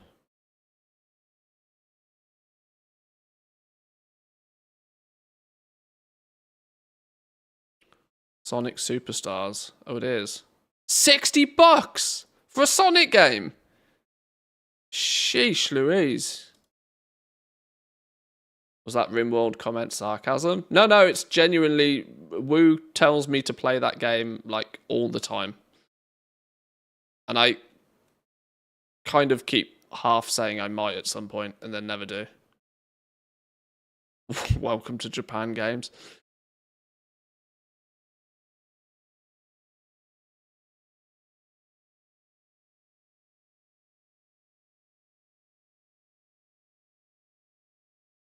I think it'd be fun to get Hosepipe and Manthe playing Sonic Superstars. What could possibly go wrong?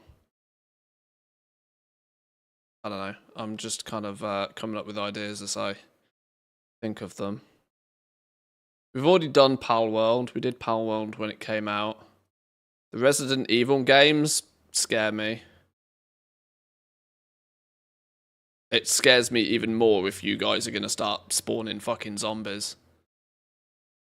Oh, wait, what? Who? Whoa, hello? Hello?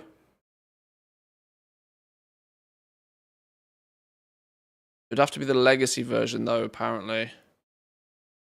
Swap the character model. This can cause issues in some early missions. The model will always revert back to Franklin on death. Turn you into a chicken. Turn you into a zombie. Damage the player. Drunk player. All bullets have explosive power. Explode the player. Causes the player's shoes to explode. This will probably murder the player.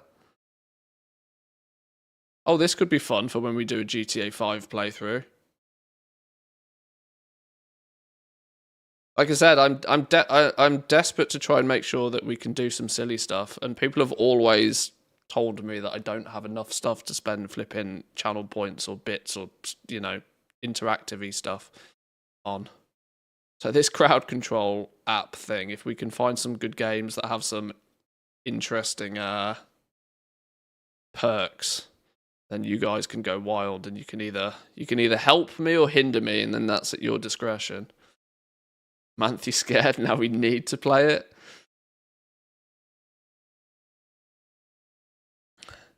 Yeah, this is my only concern. People who have got like 700,000 channel points are going to absolutely ruin my day. Okay, this might be something to pay a little bit more attention to, now that I realise there are a couple of games on here that could be quite fun. Ah, Simpsons Hit and Run! Legit one of the best games ever made. Oh, that's... Do I own the Simpsons Hit and Run? Can you get it on Steam?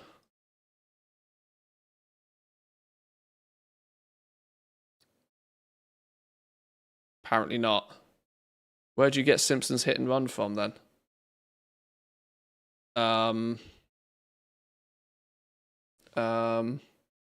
Legitimately one of the best games ever made.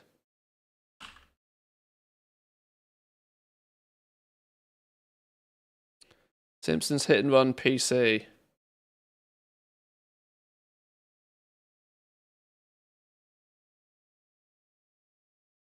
Emulator or the Hit and Run speedrunning Discord has a download file. Oh, sketchy then.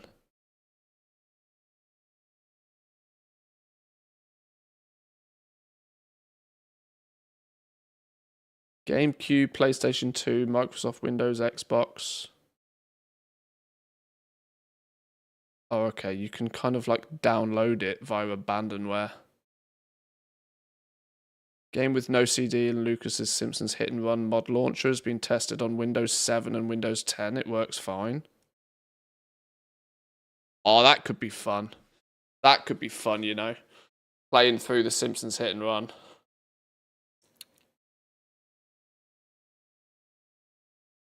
Oh, that could be real fun. 550k sitting here. This is the thing that scares me. Some of you guys have got silly points.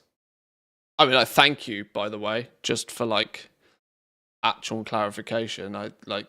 You've only got that many points because you've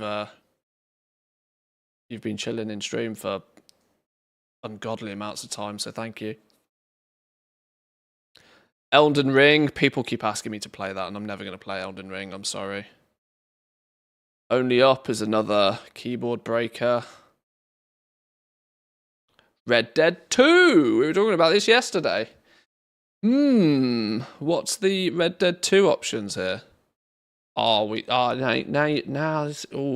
this is all starting to get.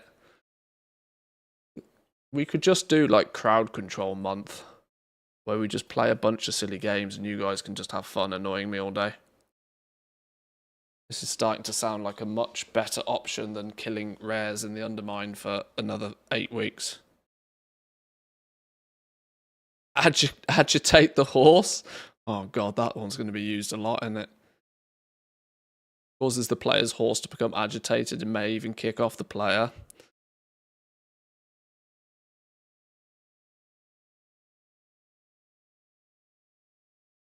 I'd have to very carefully curate how all of these work. I don't understand what, because of these. I'm hoping that these are channel point options. If you can't use channel points, I'm not interested. If it forces people to use bits, then we're not doing that. I will give people the option to use their credit card if they really wish for the big silly stuff, because, you know, I'm not stupid, but I don't want it to be the default. Twitch. Can I change the amount of coins that viewers receive for their channel points? Oh, okay, so they give you the ability to exchange channel points for presumably crowd control coins. Yes, this is a crowd control pro perk. Allows streamers to customize the conversion rate of channel points into coins. Crowd Control Pro is a monthly subscription add-on geared towards all streamers that want to supercharge their crowd control experience and can be purchased with the app or the website. Can I let people use channel points by default, though? Or is that only a pro thing? If I have to get the pro version, we get the pro version, but...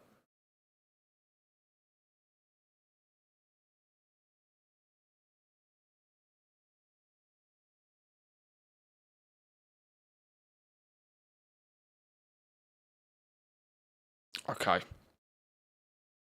Does it work on YouTube? Yes. Crowd control works on all platforms, including YouTube, Twitch, TikTok, Discord, and beyond. Okay, so Team YouTube will be able to play along as well, which is good. Viewers on YouTube interact with the game through your unique interaction portal. You can find the URL to your interaction in your live dashboard. We recommend that YouTube streamers pin their interaction portal at the top of their chat or YouTube stream description to maximize interactivity. Okay. Crowd control points. How do viewers get the coins? Viewers can purchase global coins via a credit card through a streamer's interaction portal. Viewers can acquire local coins by exchanging Twitch bits or coins in the crowd control extension, by exchanging channel points. Good. Good. For free once per session for all users, and then once a month for Twitch subscribers. Oh, so you get some for free regardless either way. Okay, that's good. Like I said, I don't want the default to be that people have to pay. I will absolutely paywall the most ridiculous shit, because, you know, man's got to eat, but... Alright. Out of curiosity then, how much is the pro version if we end up needing it? It's going to be one of those where it's not going to tell me, is it? It's not going to tell me until I start downloading something or... Get pro. Oh, it's only $8 a month. Oh, that's easy. Easy business. Easy business. What's the max? Adjust the free coin settings. Auto-claim free coins. Adjust the effect durations. TikTok integrations. We don't stream on TikTok anyway. Twitch integrations. Free coins for Twitch subs. Plus 9 channel rewards. I don't know how that works. Why would you go max instead of pro? I can't see any difference there.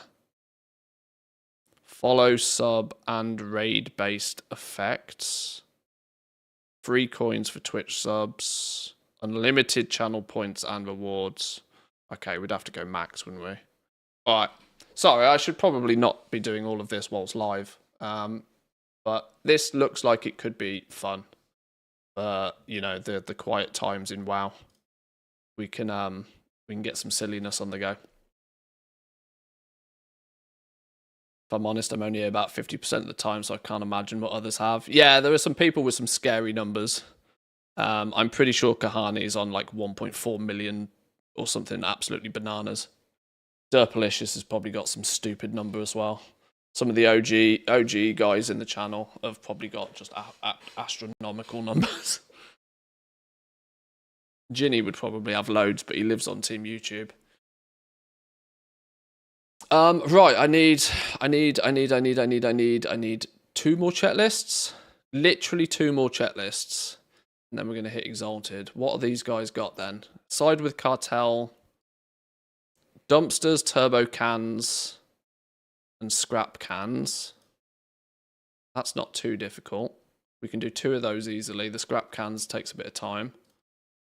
Dumpsters, Scrap Cans, 10 jobs. This is going to be a painful one because we'd have to do either the 2 races or the jobs, so that's not happening. Dumpsters, side gig, Scrap Cans. It's not terrible. Oh, you had rares. Rares are usually good ones. Rares, dumpsters, Scrap Cans. Dumpsters and Scrap Cans. This is an easy one. Let's do this one.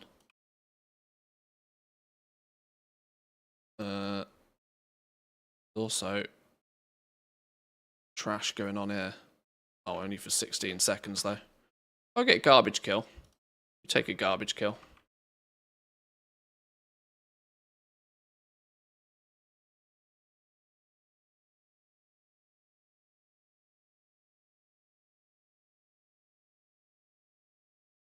That really hurts. Like, really hurts. Might be 470 geared, but that really hurts.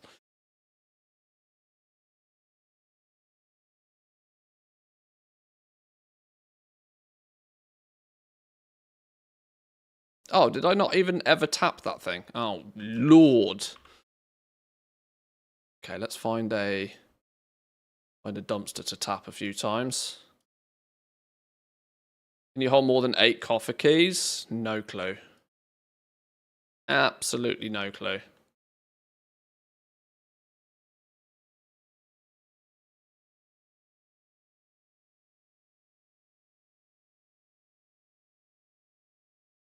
Right, scrap cans to go. Oh, I suppose I should actually properly loot it once.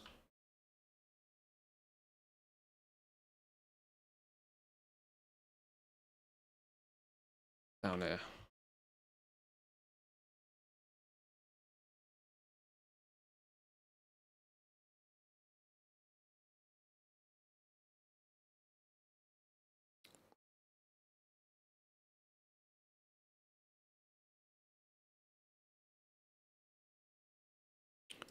Oh, I should have picked that up. Go gadget go. 100 cans, please, game. Give me some nice juicy ones. 13, 6. Big numbers, please.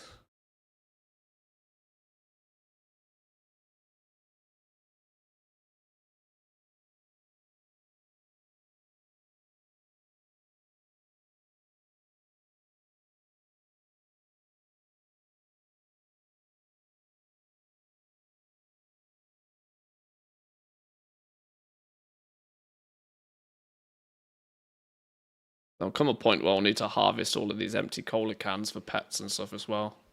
Arguably, I should just do that now and slap them in the guild bank for all of my alts to distribute throughout the universe. Empty cola cans, are these, yeah, warbound transferable? I must have silly numbers of these by now. There we go. There's our dumpsters. Let's wait out the last 40 seconds, get our box.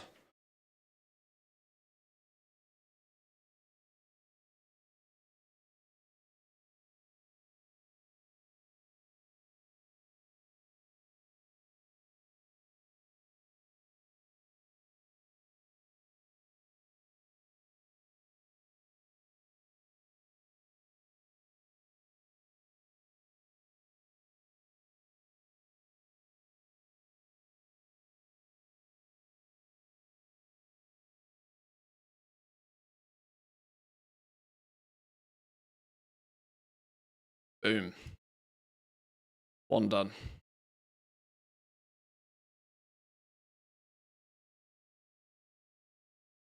I don't know how many checklists we've done today, but we've I'm quite glad we've made relatively solid work of this. Without too many distractions, without too many complications. We also pissed around for ages trying to figure out that stupid urge to surge stuff. We've actually realised that these checklists are not as scary as they look. Because I got so many characters, I can just ditch the shit ones. Which is nice. You're done. Dumpsters, side gigs, scrap cans. Should we just do this one anyway? Side gig and some scrap cans. Side gig first. Is that an add-on for the in-game map? Yeah, it's sexy map, but I've just blown it up to a huge scale. Mostly because I live in this size screen, where it's still visible. When we're full screen, it's a bit ridiculous, but sexy map with like just one of the different profiles. I don't like the default blue swirly one. Feels a bit cleaner.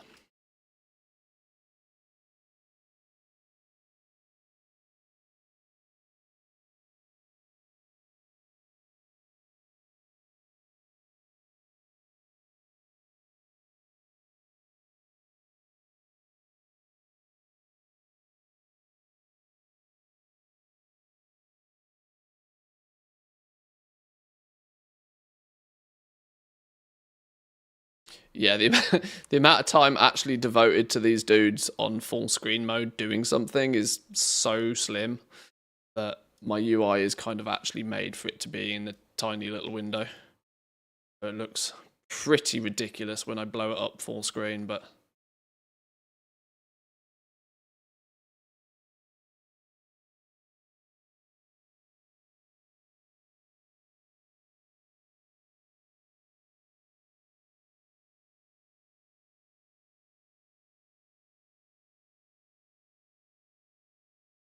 oh no, I missed one.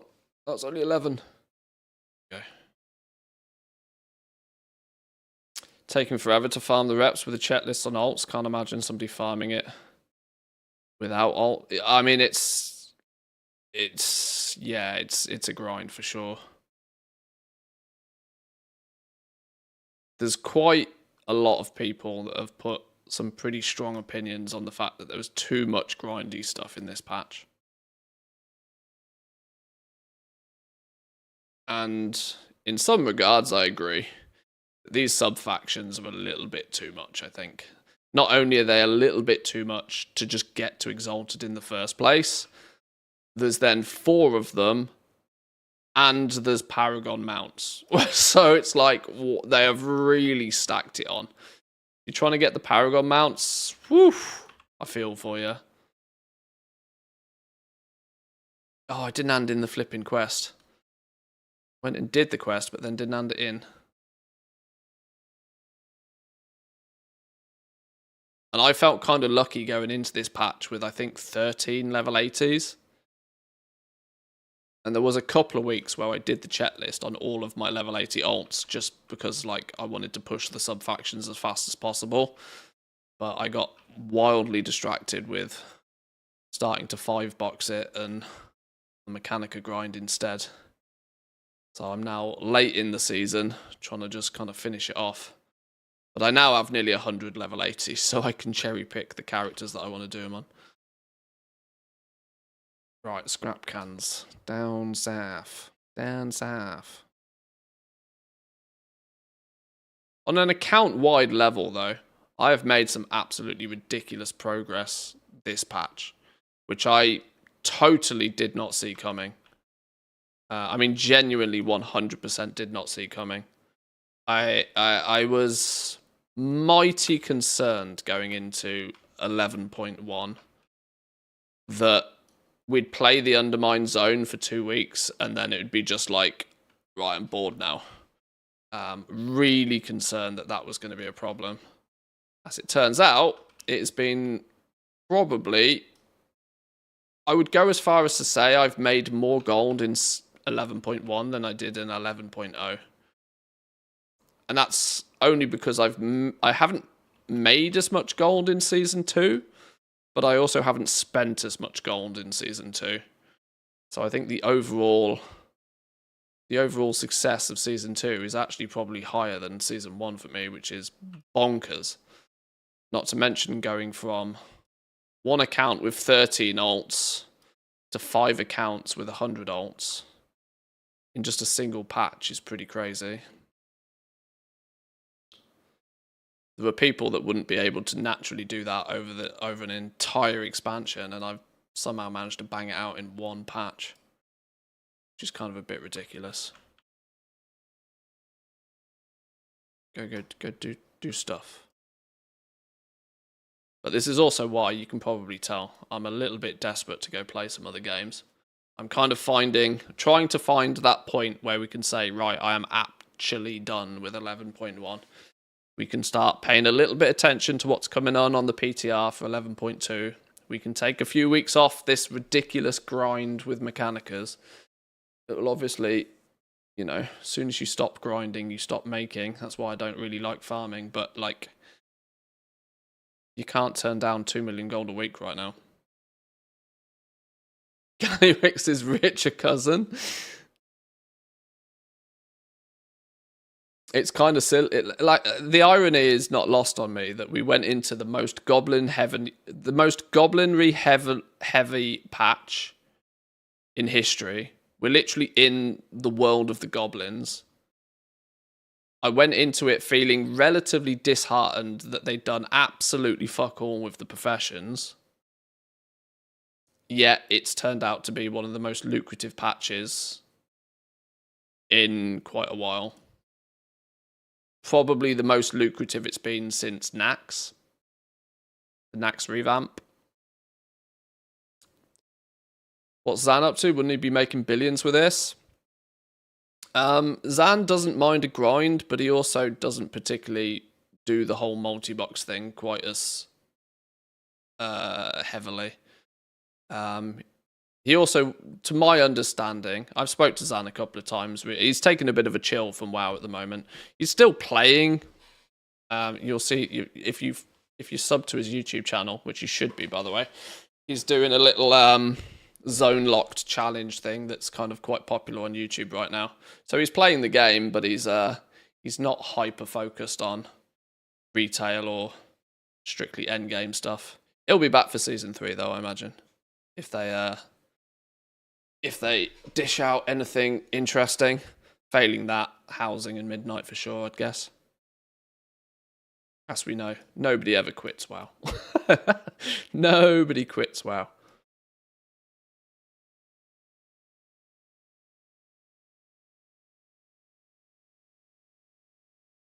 But like I said, I can't speak too much on his behalf. I'm just sort of saying what I roughly know. Oh no, that's not the right one. We need an actual trash can.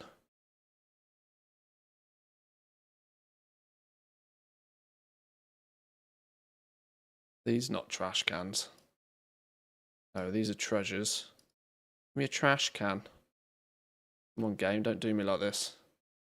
This is the last checklist I need. Trash can, dumpster, some in-game. Come on. There's one.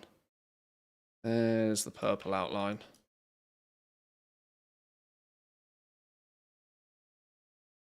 Beautiful.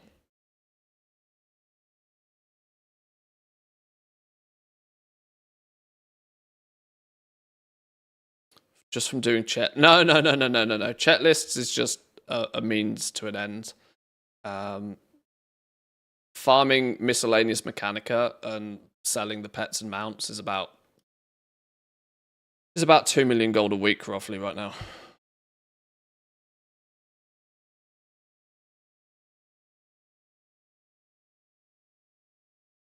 I'm actually selling them faster than I'm willing to farm them at the moment. even with those numbers in place. No, checklist was just about getting exalted with the Bilgewater Cartel. Yeah, boy, there's another one. There's another one. Now we can work towards the Bilgewater Troves. But next week we can get Blackwater. It's going to take a little bit more time and effort next week to get Blackwater up because we were already halfway through Revered this week. We got to do the whole slog next week of the Blackwater Cartel. That's going to consist of probably doing probably all 80 checklists, regardless of whether they're gross or not. All 80 checklists on the default alts. And my main character has like over 1,000 check cards. I don't know what the maths is on converting those. It was like 40 per checklist? So there's probably like 20, 25 checklists I can do on my main character. Just churn them. Just keep doing. We can potentially get that done next week. That might be a bit of a mission, but it's my own fault for leaving it so goddamn long. Anyway. Is that a weak aura for the checklist on your screen? Yes. I think I linked it in chat earlier, so I think it's probably that one. You're welcome to it. That's probably not the updated version, but grab whatever the updated version is. But for now, boys and girls, I think I'm going to leave it there. I'm getting hungry. I need to go get me some food. I've got some considerations to do with the Steam Summer Sale, see if there's any goodies. Maybe we try and integrate a few games that have been on my list for a while with this crowdsource thing. So not crowdsource, crowd control feature, so that we can get a little bit of interactivity on the go. Seems to be a widget that pops up for you guys, and you can influence the game in some ways, both positively and negatively. I'm sure, which could be fun to have a little bit of a blast with. But yeah, enjoy the rest of your day, boys and girls. Thanks for stopping by. We'll be back tomorrow. It's Friday tomorrow, right? Yeah, it's Friday tomorrow. Yeah, we will be back tomorrow. Yeah. So yeah, enjoy the rest of your day. Thanks for stopping by. Have a good one, and I'll see you next time. Peace.